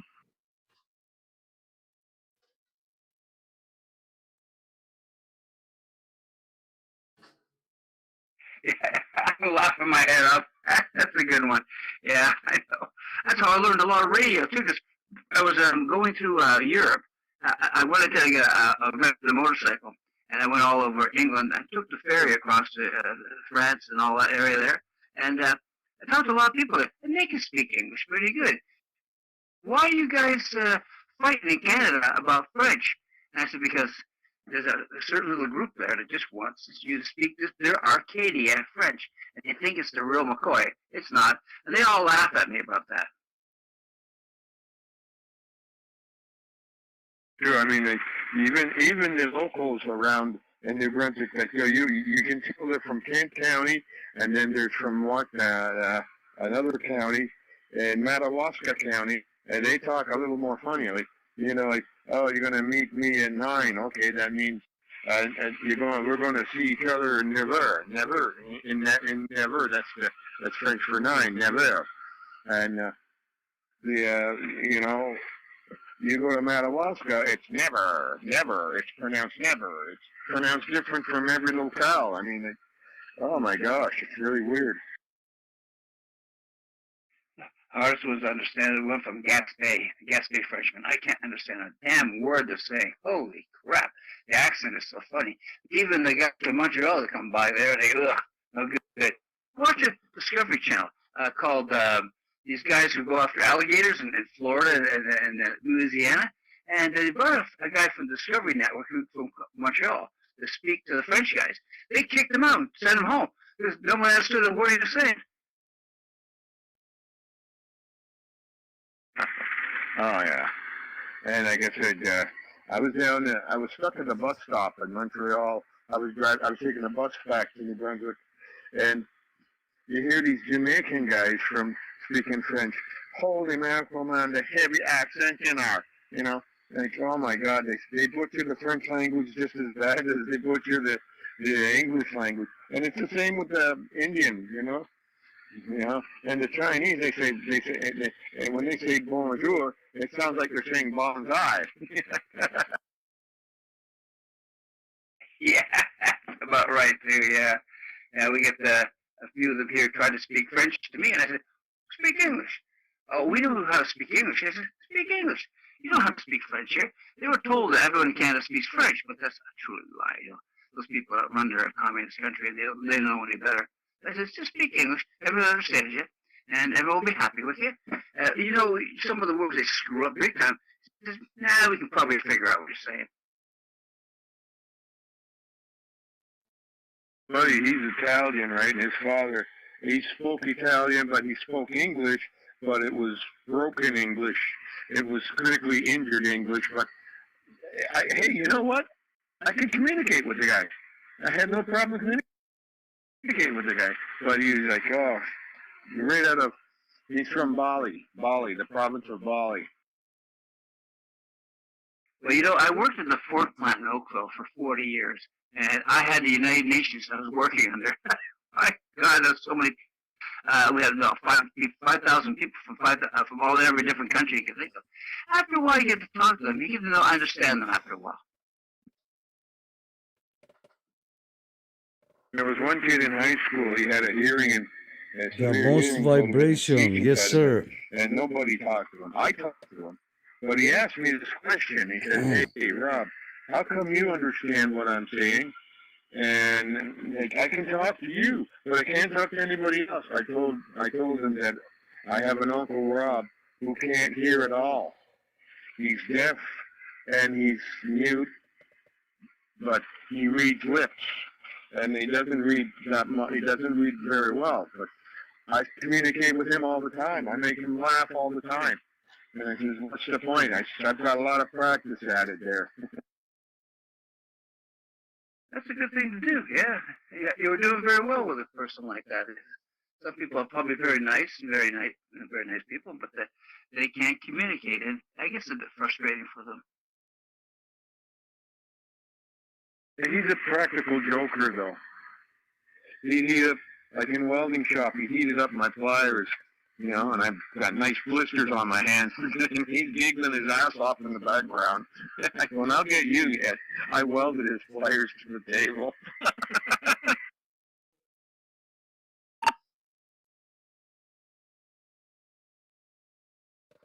He did that to a guy at the Ford plant one time. This guy was a real jerk, an asshole. So what he did, we had a steel table, so he had his lunch bill there. We took all his food out. He welded the lunch bill right to the table with a spot welder. Then put his lunch back in. He tried to pick it up. Oh, shit, who did this? Like I said, these are my best friends, man. I tell you, there was a guy named Whitey, and he used to wear a big, huge belt buckle all the time. He'd come up and rush me behind and spook me, right?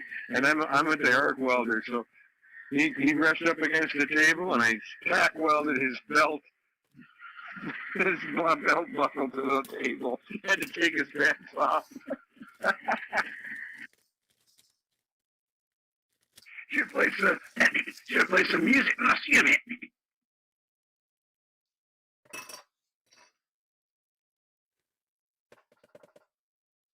All right. Sorry to interrupt again.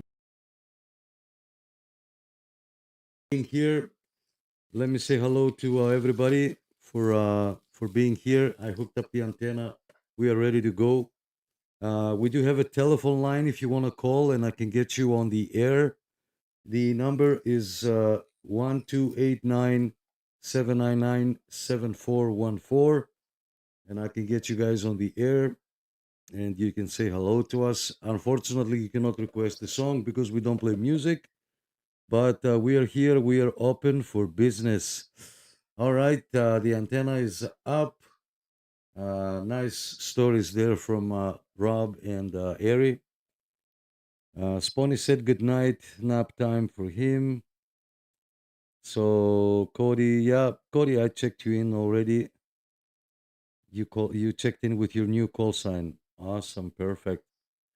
Friday the 13th, and we have 13 people watching. Good stuff. How appropriate, how appropriate.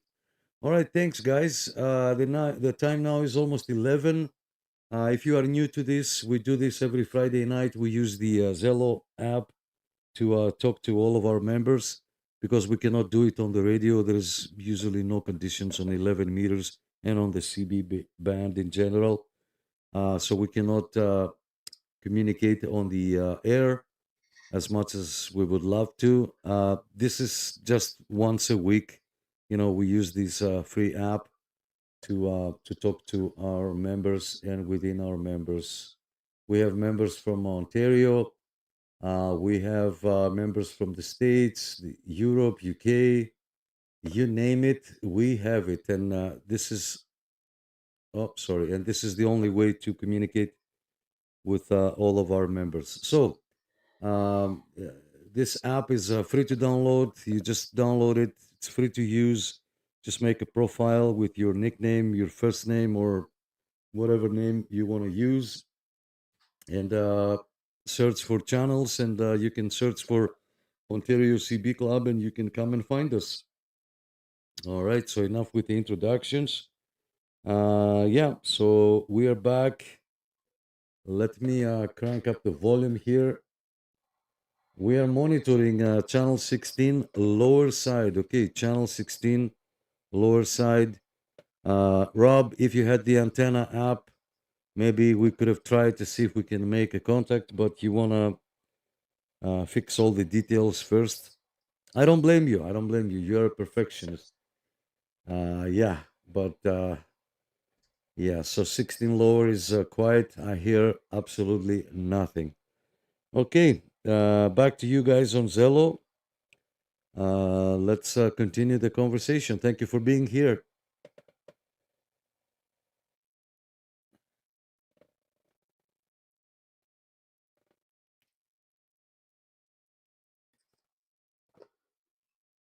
Did I jinx it? No one's talking now.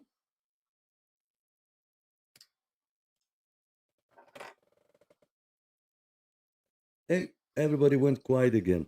Everybody went quiet again.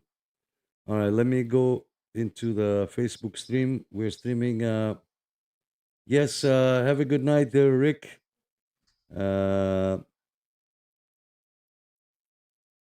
Okay, good stuff. Good stuff. Has the radio packed up and ready to go. So yeah, I will assign the call sign this weekend. You can start using it. 9 Oscar Charlie 453. Thanks so much, Rick and others. And I don't want to miss anyone's comments. Yeah, so that's it for now. Back to you guys. Go ahead.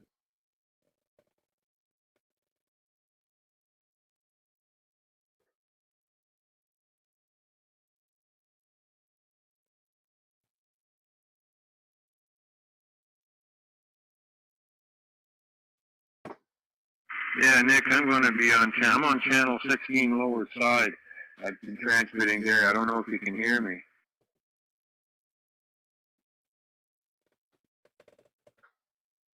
I'm gonna put up the volume so you can go ahead and try.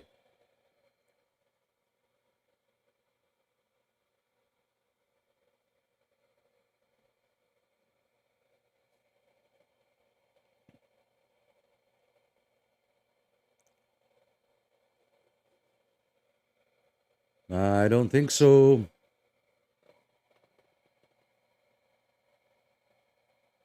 I think I can hear somebody talking in there.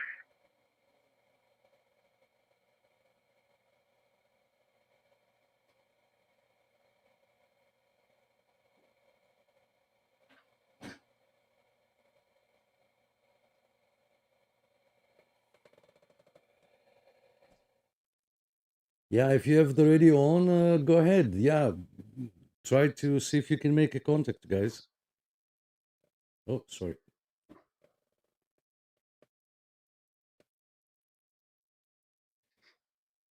I can hear a couple guys having a conversation there, just barely.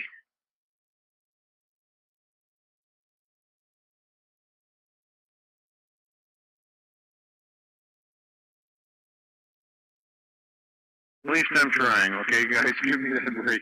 I am trying. It does key up. The match is about a 1.6 on 16, 1.5, 1.4, in that neighborhood. It's in a safe neighborhood.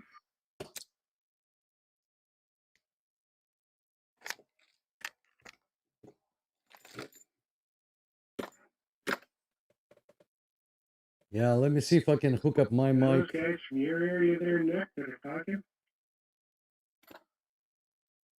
Negative, Tim. I can't hear anything.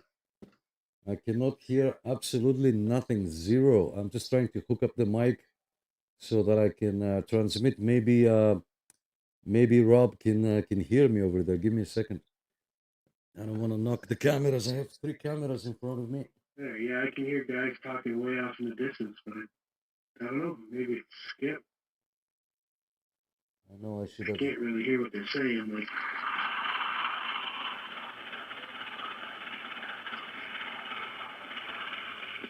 they're not coming in very good at all.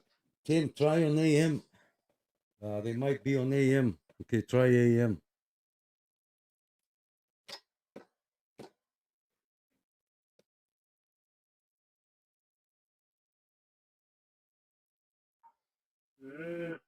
I'm not getting anything on AM. Just static.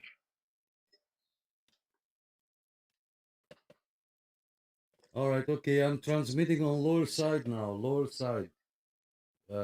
Anybody here on channel 16 got a copy? This is 9 Oscar Charlie 01 coming at you live. We're live on Facebook and YouTube. This is our Friday night live net, and we are open for business. Over.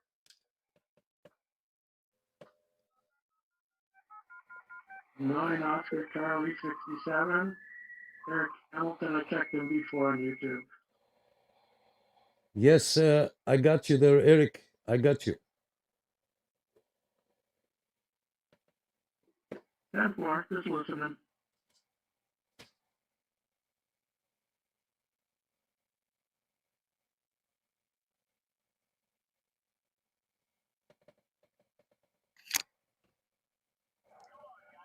Yeah, down in Louisiana, we were children. Our grandparents could speak Acadian. The ones that had come down to New Orleans from down the St. That's Lawrence right. Riverway, and but part of the folks in Louisiana were speaking Acadian, and part of them were speaking what they call French Creole, which is kind of a combination of different languages. But they wouldn't let people speak French Acadian in school. They let them speak English. And so a lot of the younger ones that are wanting to get back into speaking Acadian are actually learning French, like Parisian French. And so actually, some of them sound more French than some of the French people that you hear.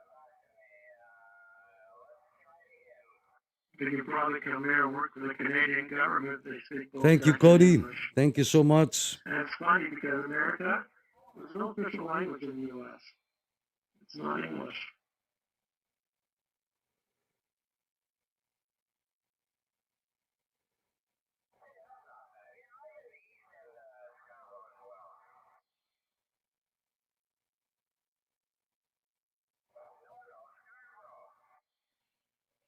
The official language in the United States before it was states, back in the 1600s, 17th century, depending on what colony you were in. And so the official language was actually Hebrew, because most of the people were different types of religious pilgrims that either spoke Latin or You're talking to me. Hebrew as their second or first languages. And that changed. Is that Rob? That changed in late 16, early Is that Rob? 1700s.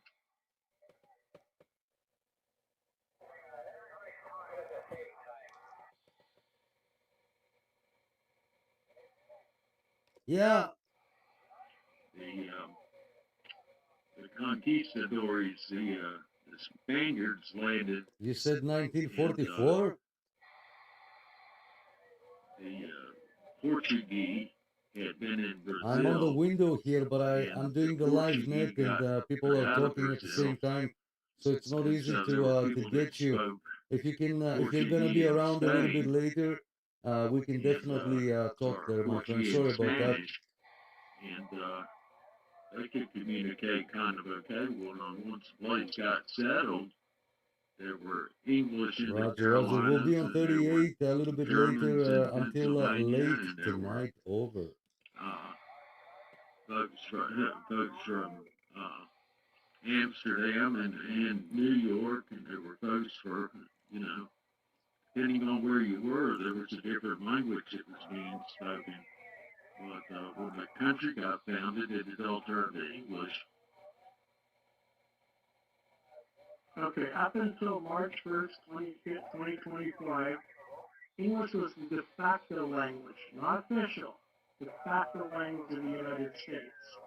Now, Mr. Little Trump there, he changed the name of the Gulf to the Gulf of America, and he made English the official language of the United States. It is Executive Order 4424. The amazing thing, I'm not saying anything because I love Americans, but you probably know, we probably know way more about your country than we do. Except that you called him Mr. Little Trump, so that says it all right there. Hey Nick, did you hear me on 16 more side there, Nick? I had the guy get back to me, whoever it was. I couldn't hear his call numbers, but there was somebody that got back to me on 16 lower side. I couldn't tell who he was there, Nick. Did I say Little Trump? Oh, Dave, I'm sorry. Porn star said he had a little bit. Anyways, yeah, I'm in the mood. That's Bill. That's Bill 158. I don't know if you heard him, Tim.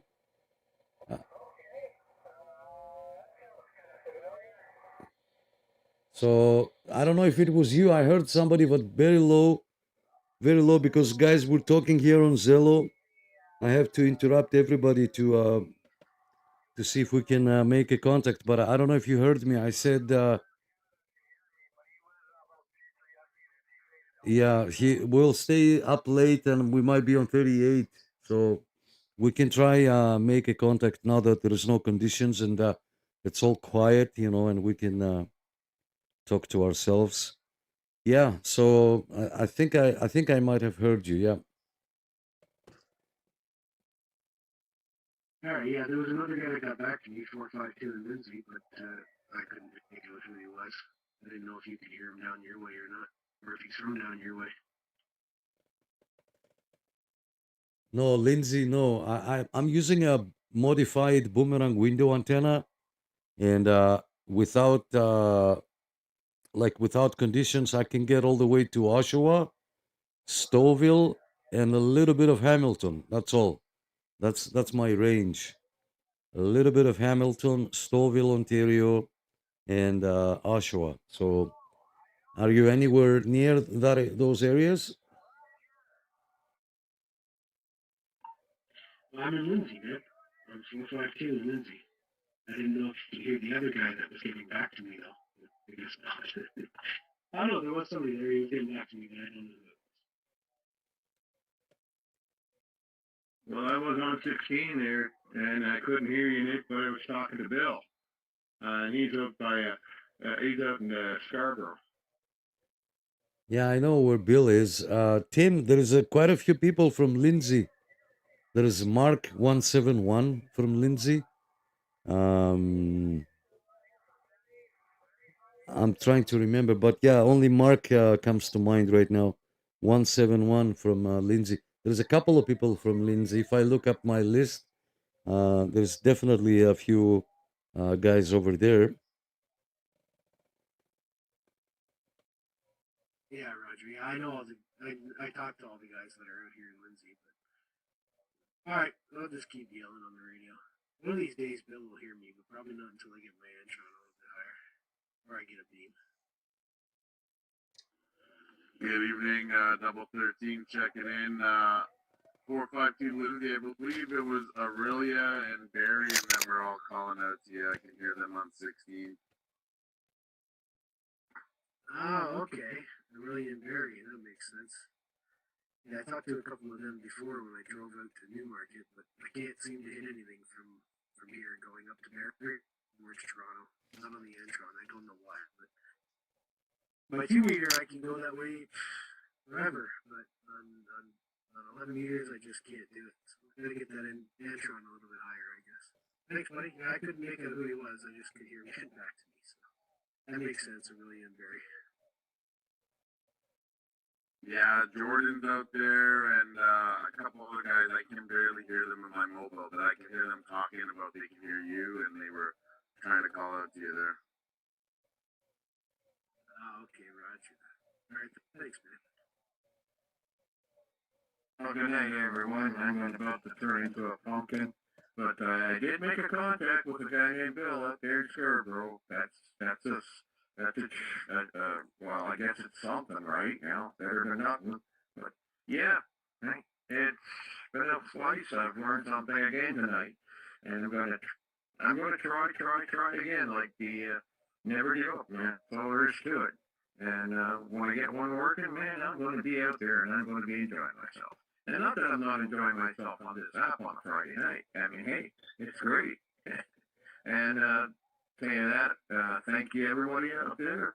And we're going 10-7 for the night. So 73 to everyone out there. 73 to you there, Nick. And I'll be on the air soon enough.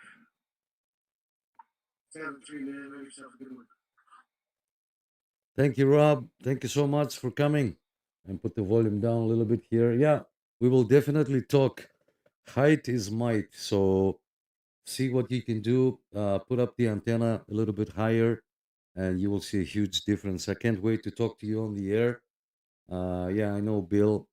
I met him in person many times. All right, thanks. Wade, thank you so much. 1313. Better late than never. I got you there on number 45. Okay, number 45 on the check-ins list. Yeah, 45. Thanks so much. I didn't hear any background noise, so you either have the windows closed or you're stationary. You're not moving. Over. The windows are always closed, believe it or not. I know it sounds like it isn't sometimes, but they're always closed. But yes, I am parked at the moment. Rajo. Okay, say hello to Jay if you hear again. Say Nick says hello. Yeah, I made. I met. Jay. I met so many people, and thank you for that, guys. You're all amazing, and you know, it would be nice if we can go out and hang out one time. You know, we've said it many times, but Ontario is huge, so maybe we can try and make one meeting in the east, one meeting in the south, one meeting in the north, and hopefully everybody can make it. You know, and so that we can talk to everybody. One of the meters stopped working. Okay, the other meter is working. All right. So yeah, what can we do, guys? It is a huge place. What can we do? Depending on how what other people feel. I mean, for me to get from Hamilton to Toronto to like downtown, it'd probably take about an hour. I don't have a car though, but whatever. You know, those GO trains.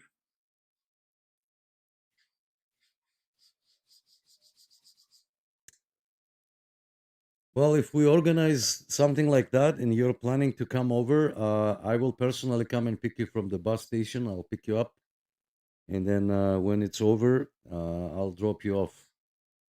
Okay, because you might have to walk. So, but yeah, let's see what when the time comes. I keep saying that over and over, but it's not easy. You know, we have to pick a day that the weather is gonna be nice, or a day that everybody is gonna have the availability. Let's say. So yeah, it's not easy. Yeah, I can't for. I mean, yes, if we wait for spring, it'll probably be in May because we don't get much spring here. But yeah, it's too bad. Like a family day weekend would be great, but I mean, it's too early, and I don't know. I mean, the weather's okay now, but you know, people don't want to drive from Lindsay or Peterborough out here unless the weather's good.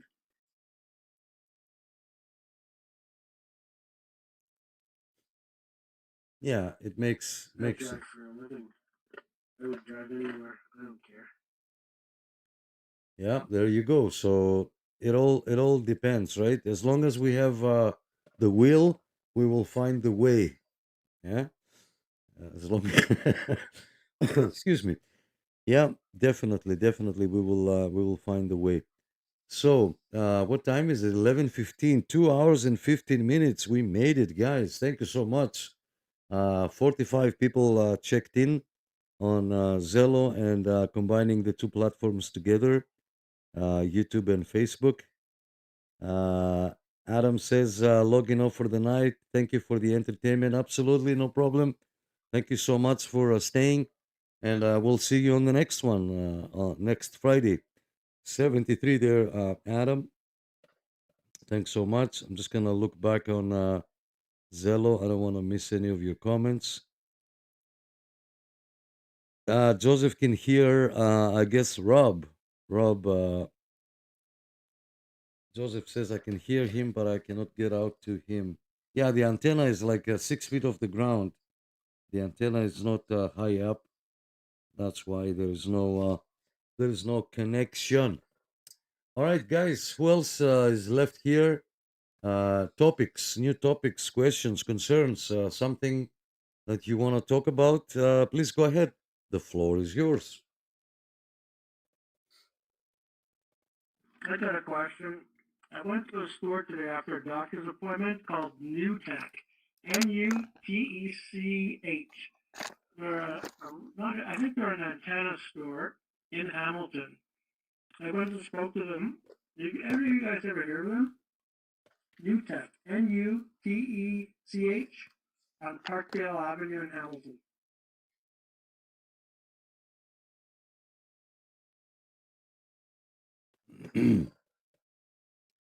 Not me.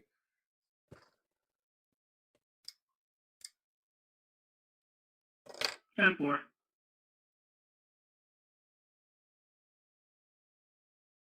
I've never heard of it, but I'm actually Google it and try and find out what it is.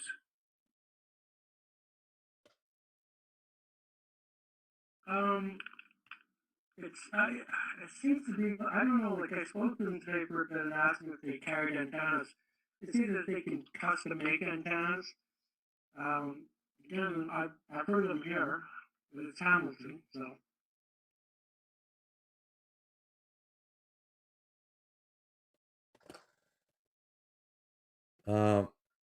In Hamilton, you have truck stops. I've been to one big, huge, like they have like 50 fuel pumps. They have antennas and stuff like that that you can buy.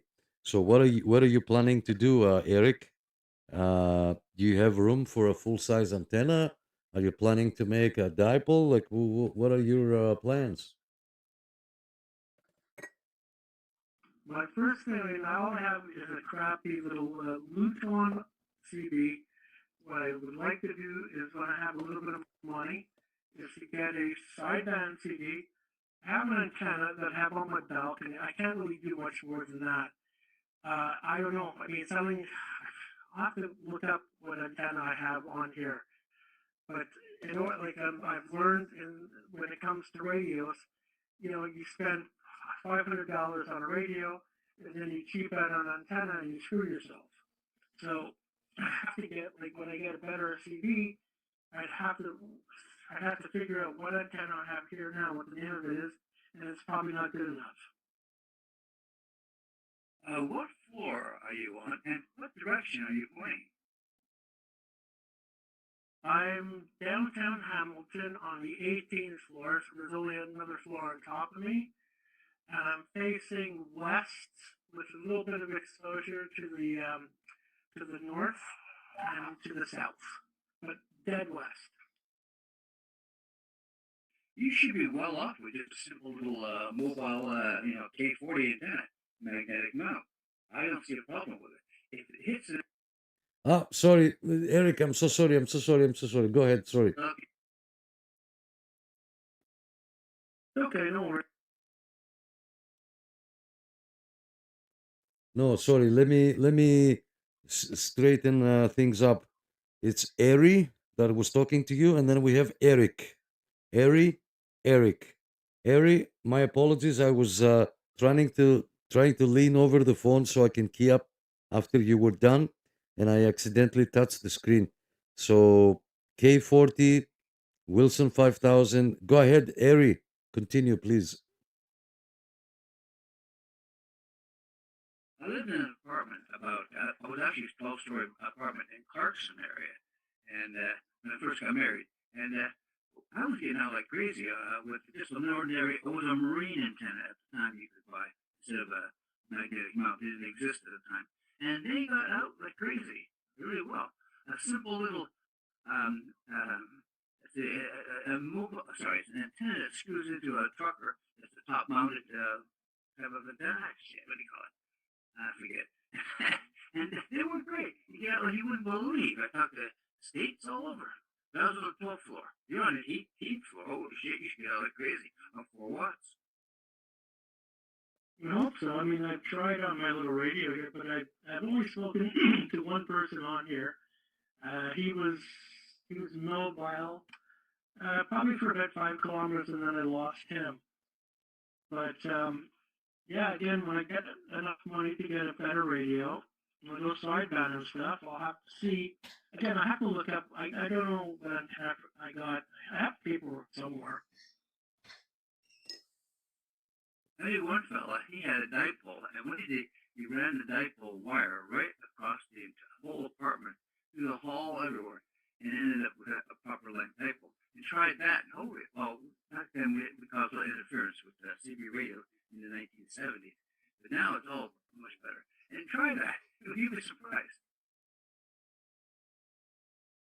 I mean, with my scanners, I mean, depending on conditions, but I mean, I can get, if you can imagine this, the scanners, I'm able to listen to like both airplanes and the air traffic controllers as far west, close to Windsor, as far north as Wyerton, and the OPP was getting a couple 100 kilometers.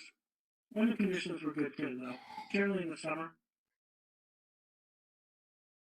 Well, I think your sideband radio, even an old one, will work very well. Just try a mobile antenna for a car. Do you have a balcony like with a metal rail? Excuse me. Yeah, 10-4. What I do now is I have a bunch of antennas. I have like 4 scanner antennas on my balcony. I run it from my balcony on the ledge, whatever. And I run it when it's not too cold here. It's been so cold lately, I haven't been doing it. But when it's not that cold here, I can open the window a crack. I can put the wiring and connect it to my CB now. You said multiple antennas. Do you mean mobile antennas? Multiple. Oh, 10-4. I have one CB antenna and I have like four scanner antennas. They're all mag mounts. I think the 3 of them I think are Larson's, and they're cut for VHF high.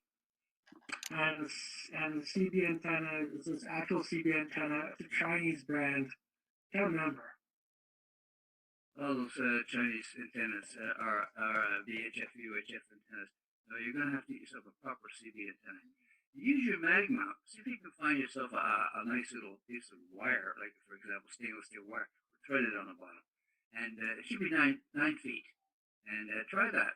Or even a base-loaded magnetic mount with a K40 would work pretty good. Being that high up, sorry, just heard you in there saying that your other scanner antennas are Larson's, did you say? Are they NMO Larson's? Yeah, 10-4. I have a CB dedicated antenna and about 3 or 4 Larson's that are on the balcony, all NMOs, and a couple of homebrews. Larson makes a nice NMO 27. The NMO 27 is for the CD band. I have one. It actually works pretty good. It doesn't work as good as my big, stupid, ugly ham stick, but the NMO 27 works really good on my truck, and it just screws down to your normal NMO mount. Yeah, I love Larson stuff. I know there's still a company, I think they're still around, in Toronto called Lakeshore Radio or Lakeshore Communications. And I worked there for a little while. And I bought antennas from them when you get it at cost. That's the way to go. Yeah, the NMO 27 on a magnet out there on your balcony, pretty good. Although if your balcony has usually they have those flat kind of angle iron type railings, the trunk clip mounts I've heard work pretty good on those angle iron lip on the balcony if you have those. But yeah, NMO 27 then. Oh, okay, that's cool. I like Larkin stuff. Again, I'm kind of in flux now. Again, I don't have the radio yet. I hope to get the radio, and I might have to move back to Toronto to take care of my mom. I think one of the conditions if I do that is we get a place with 2 rooms, at least 2 bedrooms, and a balcony. And I mean, if that happens, I don't want to build something on my balcony here, and then take it down in a few months. But I mean, again, once I have some money, I'm gonna spend it on a decent sideband radio. Does any tone sound good? And whatever you guys, I mean, you guys are the experts. I have the Anytone Quad 6, the original one, not the Pro, and the Anytone Quad 5 N2. Love them both. There's things of the Quad 6 that I like better than the Quad 5, and things of the Quad 5 that I like better than the Quad 6, but overall, I think I'd probably take the Quad 5 over the Quad 6 again. The Quad 6 puts out a little bit more power. I get like 80 watts out of this, and I only get 57 to 60 out of my Quad 5, but really like the Quad 5. I like the smaller compact size that they made it. It's not the size of a 2950 anymore. It's slightly shorter. And yeah, you control the echo and stuff from the menu, which you couldn't in this 6. Although the Pro, I think you can. Yeah, either one of those, great. If you like the bigger radio, the beefier look, the Quad 5. If you like the smaller look, the Quad 6. Whatever works good for me, that's fine. I mean, I have like 10 scanners here and 2 or 3 Motorola radios. I use the scanners. I prefer like handhelds, portable ones, but I mean, whatever. I mean, for CB, this would be a sit down and talk sort of thing. I wouldn't be taking it outside, I don't think. Yeah, exactly. Yeah, I got scanners all over the place here. I got the BCT-15X. I got a unit in Home Patrol. I got a Aircat BCT-96, I think it is, in the truck. I got another Graycom, which got taken over by Whistler. 800 or something, I don't remember. It's the nicer one that has all the pre-programming. Yeah. I'm a ham radio guy, though, so I got a lot of radios. I got 6 of them sitting just here on my desk. The other 8 are downstairs in boxes. Yeah, 10-4, I hear ya. I have a Home Patrol one. When they started selling it, one of the guys at Radio Reference, I'm sure you heard of them, I knew the owner, he actually got it, not at cost, but I think, at cost, I think it was before, yeah, he was nice. I said, I'd love that radio, and he said, yeah, here's the code, send it in, which I got a bunch of them too, mostly Uniden ones, and a couple of old Radio Shack ones too. The thing I didn't like about the Uniden that I liked about Graycom is you didn't have to pay them extra for DMR. Like my Graycom radio, I guess is it a Whistler now? Yeah, Whistler 1080. It's got the DMR built into it. It just works. That's it. So I like that feature, but I do like the Unidens. I just like the not having to pay for it.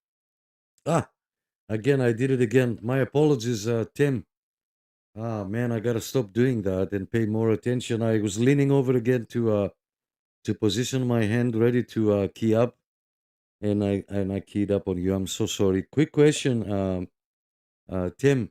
Which HF radios do you have? And sorry to interrupt there, Eric.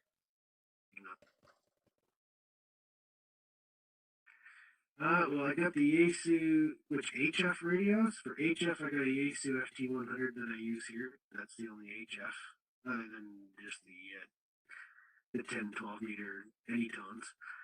And I got an Icon 728 downstairs, but it's not doing its full power. It's only doing 3 watts, something blew in the transistors or something. I even tore it apart. I opened it up and I went, yeah, that's too many boards. I'm not bothering to do that.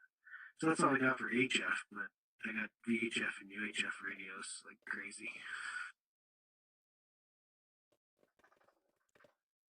Right. I've got an 891 brand new that I bought, the small mobile. I bought from Radio World, 891. I've got an FT 747 or 847. It's an older Yaesu. I've got a Kenwood TS680. That's the same with the 140, the old 140. The difference is that this one has 6 meters in there also. And I've got not one, but 2 FT101s. FT101.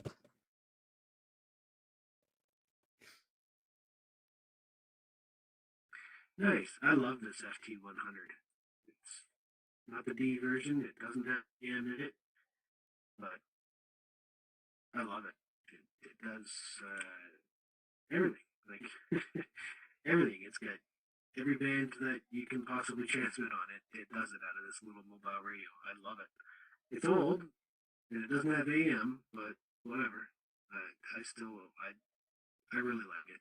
I'd like to get another one, but the price people want for them is ridiculous, and you don't know what it's been through. And I'd really like to get an AM filter for it, but you just can't find one. They don't make them anymore, and if you can find one on eBay, they want $200. And I've already been almost scammed on there once trying to buy one, so that's why I bought the Anytones. Right. All right, guys. What time is it? 11:30. Wow, it's 2.5 hours. I'm looking at the stream on Facebook, and it's probably only me there. Is anybody on Facebook? Please say hello. Glenn says, "Oh, I'm still waiting for you to send me pictures of the radios that you have for sale." And thank you, Glenn. I might not sell anything. That's why I'm not sending pictures. So I'm debating whether should I sell something or yeah. How many people are watching on Facebook? Say hello, Glenn. That was 10 minutes ago. I don't know who else is there. Is that Brian? If you're watching here, thumbs up. We are streaming on YouTube as well, and you can see many things there on YouTube instead of my thumbs up here in my sign language. So yeah, I was gonna end one of the streams, but since if you guys are here, that's fine. We can continue. So yeah, and I got how many? 6. Okay, 6 people on YouTube. All right, guys, we are here. We'll stay up for a little more. Excuse me. I've been looking at an FT7B bubble antenna from back in the bubble radio from back in the day up for auction on a site that I go to, and they're gonna sell it next week. But it's a really good Yaesu radio, but I don't know whether or not I'm gonna get it or not. I'm gonna bid on it, but I don't know if I'm gonna win or not. Oh, sorry. Keep your fingers crossed, man. I like the AC radios. I've had Kenwoods, I've had Icoms. And I think I like the AC the best. I got this FT100, I got an FT3200, I got, what's this one, an FT802 or something. I got the FT8800, I got the FT7800. I can't remember what the other one is. I don't know, can't remember. And then I got the FT70 for the handheld. I really like the AC radios. I don't care what people say. The AC is a damn good radio.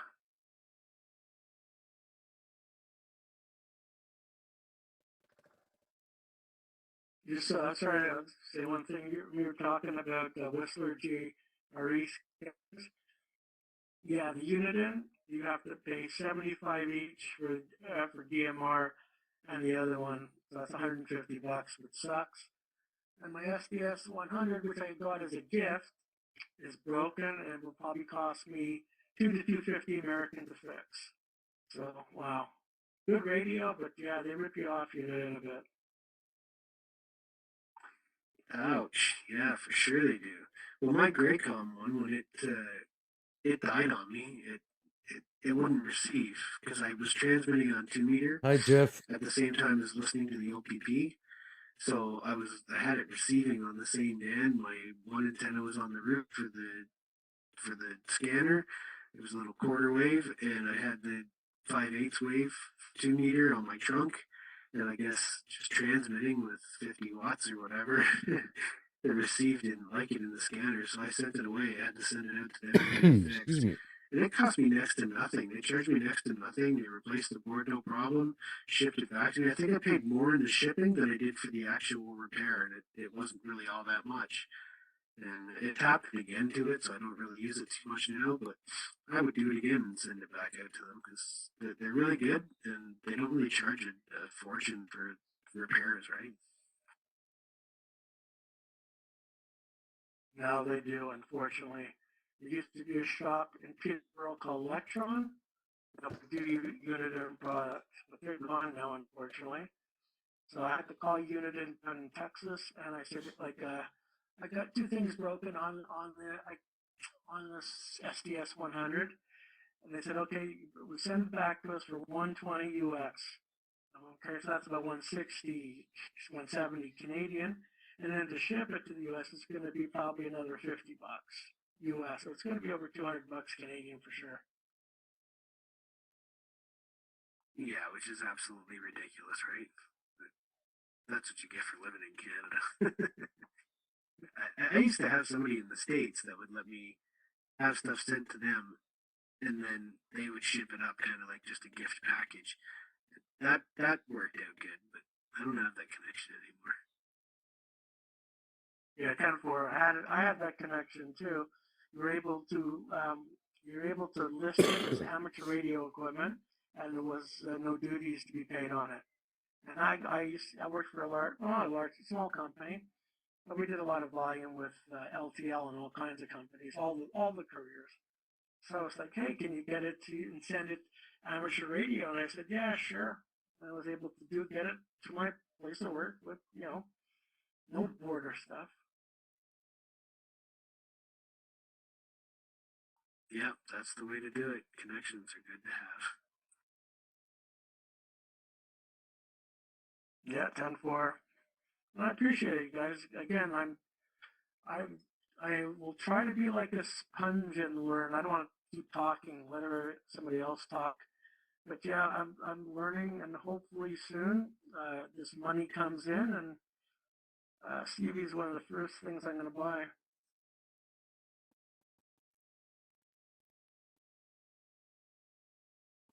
Yeah, I honestly think the days of buying equipment from abroad, USA, for example, unless a new administration gets in, so who knows what happens within next 3 years. And if that changes, maybe it'll be better. Who knows? But right now, while this administration's in for the United States, I don't think purchasing items from the States is going to be so much of a wise idea. I've done some purchases just recently. Like I bought a radio not too long ago, and it's an amateur radio. It was quite expensive, and it was up there. Anyway, so I purchased it, and not even 2 years later, after the purchase, I get a call from the government, and I was like, "Huh? What are you talking about?" And they had a receipt there for me, and they said it was gas and oil. And I said, "What do you mean gas and oil? Who the hell would spend like $10,000 of gas and oil?" I said, "I didn't spend $10,000 of gas and oil." So I thought it, I was wondering what the hell is it. So they told me to go down to the airport here in Ottawa. So I go down there and to the customs office. When I show up there like really early, like 7 in the morning, I'm in the parking lot. And I talked to the guy. He says, "So we have no record of that, Steve." He goes, "Oh, it's been gone for, we don't keep records that long." So some guy calls me back from the government, and he says, "Oh boy," he says, "you're quite the investigator, I hear." Anyways, it was for a radio I had purchased. I bought a radio for 10 grand, but there was taxes and all that on top of it. And they made me pay 2 years later. They came for unpaid taxes, and I paid it at the customs office. And I said, "Everything good?" "Yep, everything's good. We can't figure out what's what here on the bill." But anyways, they came back and made me pay an extra $800 2 years later, and I had no choice to pay it. So, yeah, that's a wing-dinger for sure. Wow, crazy Was stuff. the Canadian government that was after you, or the American? No, it was the Canadian, and they told me to pay it. Like they gave me some amount of time. They said if you don't pay it, it'll accumulate in taxes. And if you never pay it, it just keeps climbing. I said, are you kidding me? So, yeah. So I was a little upset, and I said, like, seriously? I guess someone's been sleeping on their job down there, like, you're coming 2 years later. I think you're a little off the off the wall there. I was upset. And but anyways, they had the documentation, all the paperwork incorrectly. Like they didn't even have it was a ham radio, and I thought, you guys really screwed up. Like why should I have to pay this? You guys got the wrong documentation. You got the wrong numbers. They made me pay it. I had to pay it. I was talking to the guy from the government. And he called me up, and I just paid it. And I said, you know what? He said, yeah, it's going to keep going up to, interest, Steve, so pay it. He was nice about it, He wasn't sure what the heck. He was trying to confirm it was me. But anyway, they did a lot of investigating, and I did my investigating, and I found out what it was after. But, yeah, they had the receipt marked down as gas and oil. And I thought, and no wonder I was like, what are you guys talking about? Wow, crazy story. Yeah, that's strange. I mean, anything, if you're listed amateur, there shouldn't be, there wasn't any duties back then. But yeah, I mean, all governments are like, whatever, full of idiots. I've had my share of government bureaucrats make huge mistakes, and then all of a sudden say, oh no, you're okay. I'm like, well, okay, so there you go. You almost gave me a heart attack. Thanks. Yeah, and I don't think it's the administration there that's our issue.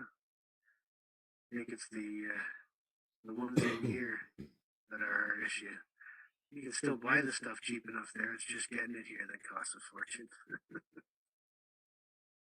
There's no tariffs like on that. I mean, it's not like we're trading. We're not like we're selling our oil or cars to them. No, exactly. It has nothing to do with the administration for buying and getting stuff ordered from there right now. It's all our taxes and fees and stupid environmental fees and all that shit when you order stuff. I just had to go through that with DHL. But it wasn't on the American side, it was on the Canadian side.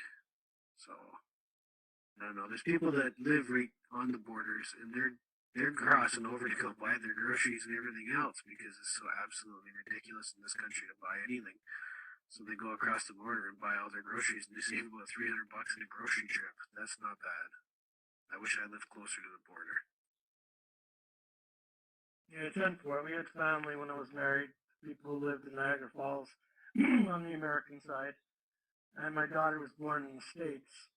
And I used to ask them a few times, like, can I ship something to you and you send it to me? But they ended up screwing up and putting a value on things, like $300, and I had to pay the GST on that, which is expensive. Yeah, that's what I see. It's gotten too expensive. Like, so Trump has increased the aluminum tariffs, the metals basically, should be saying. And that administration is totally screwing up everything. Like, you buy anything now from the state side, like I was talking to Yesu just recently, and I was talking to one of their representatives down there, and I told him, I said, that damn radio cost me $12,000. He goes, no way, Steve, that cost you $12,000. I said, you know what? By the time you have the exchange done, the dollar, the taxes, the shipping, everything, I said, that radio charged me double. And, when he started going if and talking to me about this, I said, I'm not here to argue. Yeah, I have the bill. And I said, the government came back to me from Canada here for taxes, so, but anyways, yeah, I try to avoid buying as much as possible. I find the best place to buy, like, any, like, CB related stuff or amateur stuff is DX Engineering. They're that's where I purchase most of my stuff, and they seem to be, pretty good, really good, to be honest with you. Yeah, so again, that's not the administration over their side. That's our side. That's our side causing all those extra costs. We have no economy now, so our dollar is shit. Like, yeah, it's that's not the aluminum tariff wouldn't have anything to do with the cost of that kind of stuff coming back on us. That's your carbon fees and everything for the delivering, your environmental fees that you have to pay on anything electronic that you buy, anything rubber that you buy. That's all our government side. They're a bunch of horse shit, is what they are. Gotta pay for those social programs. I mean, I get it. I mean, nobody likes taxes. I mean, yeah, nobody likes taxes. I mean, I don't make any money, so I don't really have to pay them other than, purchases to GST and whatnot. Oh, I do, and they tax me all to hell. Yeah. Socialist programs, you mean, right? Not the socialist program. I'm on pension, so I don't mind it so much. Yeah, I got another 20 years before I can collect my union pension, and then I'm going to collect it out there where it's nice and warm down south. Don't get hurt before you hit 65 like me. Because again, to get a pension before you're 60, you have to be really badly hurt. Well, if I get badly hurt, they're going to give me a pile of money anyway. Lose a finger, lose an arm, lose anything really, have a heart attack, they pay out quite well. We got a good union. Yeah, I never worked for a union company. Maybe 1 or 2 days. It didn't last at that job, but whatever. Yeah, I put in my 30-something years of school, so.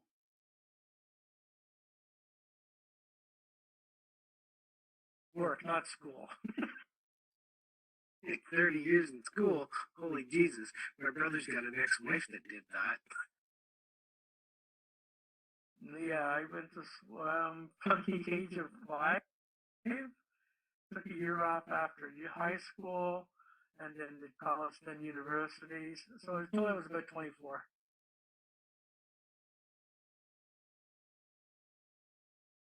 I always worked.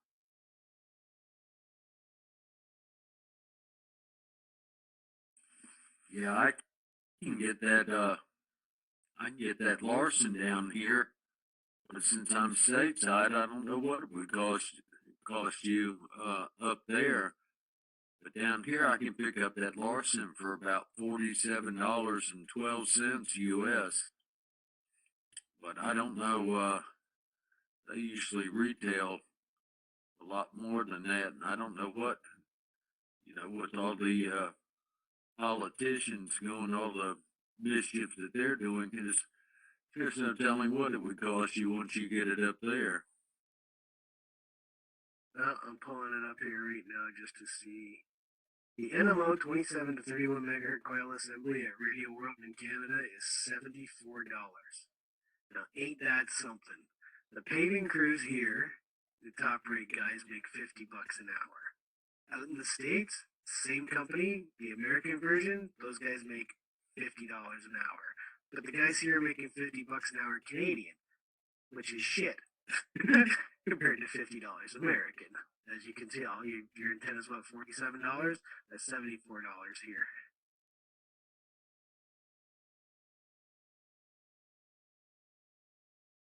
Yeah, I checked on Amazon, and they're selling the base, the coil, not the coil with the whip. It takes a 52-inch whip with it, but they're selling the base for over $70. Or if you get the base and the whip, it's over $80. But there are a couple of good companies down here that I know of that you can do. But I don't know if they ship from the U.S. to Canada. I don't know how all that works. But I can give you the phone number if you want to call them and find out. I was another guy there, but I think he's holding off until he gets a radio, and then he's going to get the coils. Yeah, these coils just, what was it, 6 years ago? Like, you can get almost any NMO coil, Larson NMO coil, for like $30, $40 Canadian. But our dollar ain't shit, right? Actually, I looked 47 US. The Canadian dollar has actually done well lately against the American one since the tariffs. 47 US is 63 Canadian. Then you got like again if you list it as amateur radio, they shouldn't be taxing it. Right, you won't pay tax going across the border, so it is always cheaper to order. Like when I won't go to Radio World and buy my stuff. I order it online, buddy, because I can order it from the States and have it sent over here, usually cheaper than when you can get it from Radio World, because I'm not going to drive all the way out there to pick up a part, right, and have them ship it. And it's always cheaper to go from the States. The last time I went from GPS Central in BC, because their prices were a lot cheaper than Radio World, but now it's almost like they're linked because their prices have all come up and they're basically exactly the same now. So I don't know what happened there, but they won't be getting the money now either. I'll order from the States. And for Radio World, I've been dealing with them for like ever since they moved up to Steeles from North York. It used to be in Midtown Toronto. Wilson and Bathurst, not too far from where I lived. And I moved up to Steeles. Some people hate them. Some people love them. Used to be a company called Durham Radio. That maybe is closer for you, but they're gone too. They would just like charge $30 for shipping to something I could get shipped for $4 from Oshawa or Pickering to Toronto. I got the impression that Radio World and GPS Central were now the same company. Well, that's what I was guessing too, because like logos have changed and stuff, and you can see in the Radio World logo it matches one on GPS Central now, and that's what I was thinking too. Right after I bought my ham sticks, which sucks because my ham sticks were like $8 or $9 cheaper a ham stick from GPS Central, so I ordered 4 or 5 of the damn things. Now I need more, and I'm not going to order them because now they're up to the Radio World price.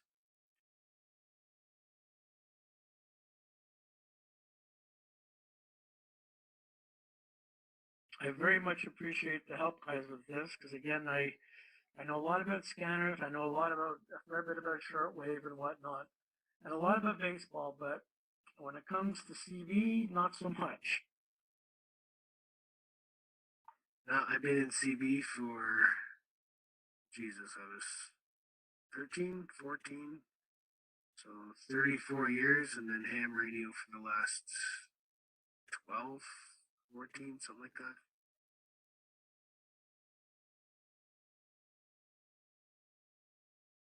I mean, I'm 58, so I remember when CDs were popular, they were fun. Back in the 70s, early 80s. And I grew up in Montreal, so there's only certain channels that you really speak English on, more French ones than English. And I've had CBs over the years. But now, I mean, there's not much to listen to on scanners anymore. So, I'm hearing you guys talk about how you're talking DX and whatnot on sideband. I'm like, again, I'm retired. I have I'm disabled. So I could leave the house and move around, but I don't have to. I can play on the radio. Yeah, man, and if you're 18 floors up, you can really play on the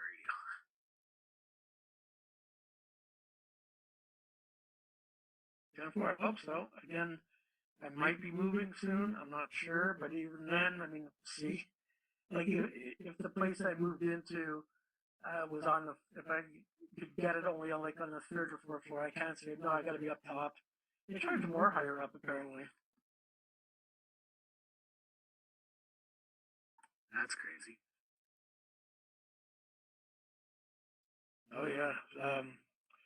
Once I got rid of rent control here in Ontario, 2018, apartment that I live in, I'm rent control just over $1,000 a month.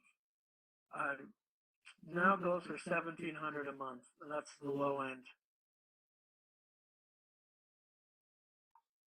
Yeah, I can't even imagine renting these days. I bought my house just before that Trudeau took over, and now it's worth like 4 or 5 times. Well, it's not worth 4 or 5 times more, but the amount of money that they charge for it is 4 or 5 times more. So I guess it's worth 4 or 5 times more, but to me, it's still just a $250,000 house. This market now. Oh, sorry, guys. I gotta stop doing that. Sorry to interrupt. The time now is midnight. We've been streaming live for a full 3 hours. I want to thank everybody for joining. The channel on Zello, you can continue the conversation, guys, and you can come here at any time and talk to the people here. It's just that I need to shut down the streams. Usually we don't go past 3 hours, and this time we're just on the money. So on Facebook, I just want to say hello and good night. Thank you so much. If you're watching on YouTube, stay a little longer. I usually play the Ports Pirates as the end, and I have a new video for you. All right, I'm gonna say good night to everybody. 73, and we'll catch you on the next one. Hey, Nick, thanks a lot for all your efforts and everything you do here. Much appreciated. 7-3. Yep. 7-3, Nick. Have yourself going, buddy. I think I'm gonna jump out of here too. It's getting late. Have a good one, bro. Thanks, Nick. 7-3. Thank you, Nick. Hey, guys. Thank you for all the wisdom and stuff. I'm sometimes have this long during the day and the evenings. We've had some interesting conversations. Take care, guys. Guys, you can stay and continue the conversation. It's just I'm gonna shut down the stream here on Facebook, and I'll stay a little longer on YouTube because we play those clips after the end of the stream. So you guys go ahead and stay. Okay, I'm gonna say good night and 73. 73, sir. 73's up there, Nick. Have a good weekend, and hope to hear you on some of the things going on over the weekend. The Old Tube Radio or SC21 but have a good weekend. Sorry to hear you couldn't find anything at the Hamfest, but there's a bargain every weekend. Take care, man. Thank you, William. Thank you. We'll catch up again absolutely on the weekend. Absolutely. Thank you so much, everybody. I'm gonna shut her down. All right, guys. If you're still here, let me see. Where am I? Where's my face? There you go. No, that's not me. There it is. Thanks, guys. We've been streaming for 3 hours. Time flies. Time flies. We are streaming for 3 hours, and yeah, it's exactly midnight. We started at 9 o'clock as usual, and don't go away. I play some clips after from the Ports Pirates and some good stuff. Thank you so much for being here. I'm gonna say 73, and most likely Sunday morning we'll be live again. Okay, Sunday morning we'll be live again before the weekend. Okay, don't go away. Let me see if I can fix this. All right, let me see.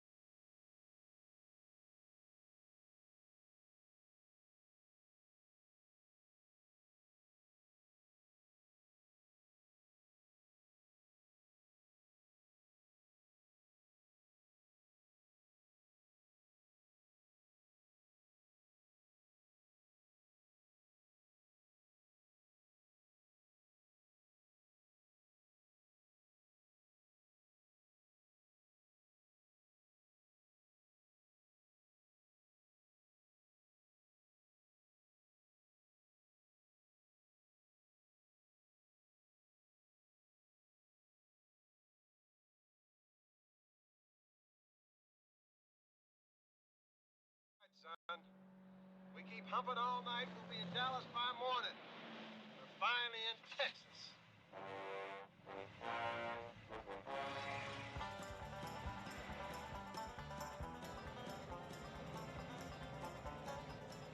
Hey, Bandit, we got you-know-who on my back door one more time. Bandit, if you take a left turn on this next dirt road, then your ass is gonna be grass, and I'm gonna mow it.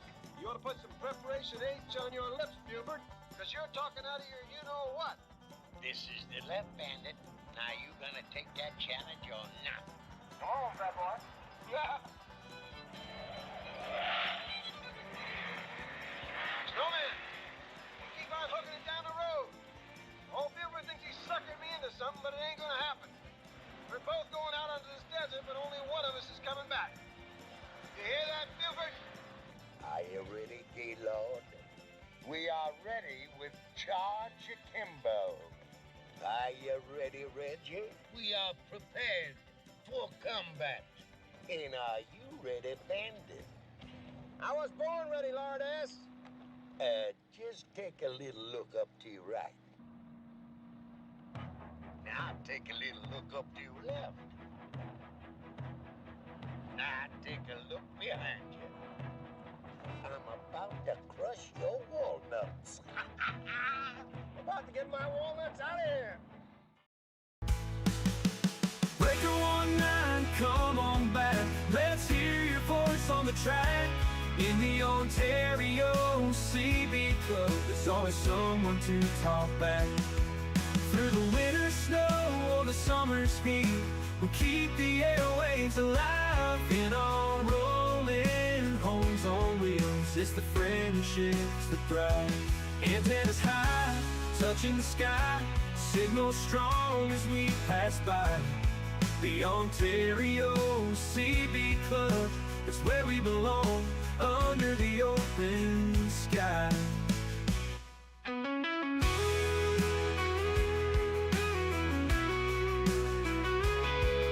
So tune in now, don't be shy.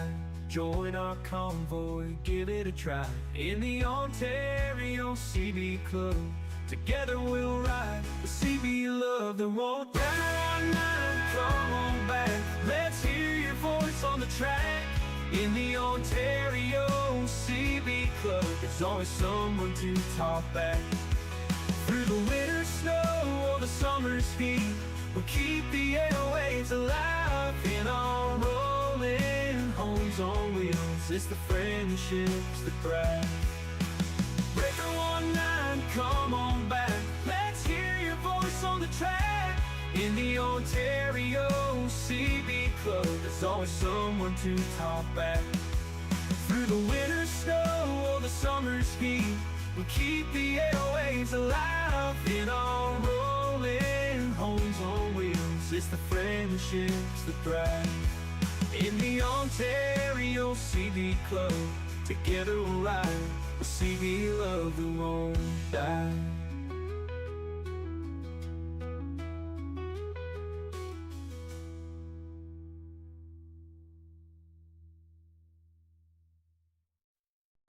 All right, son. We keep humping all night, we'll be in Dallas by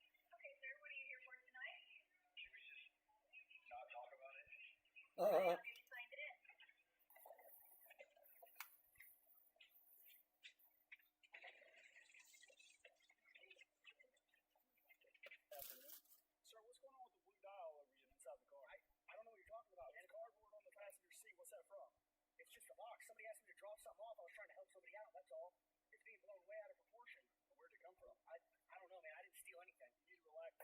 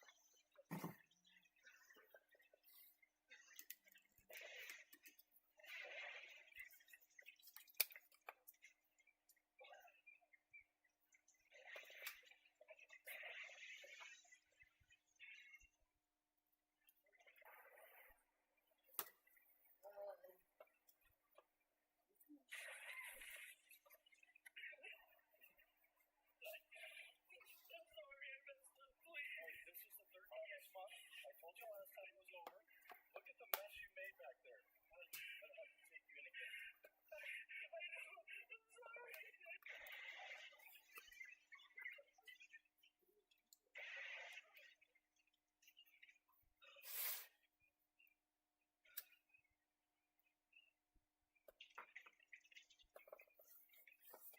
Sir, do you think the package was worth it?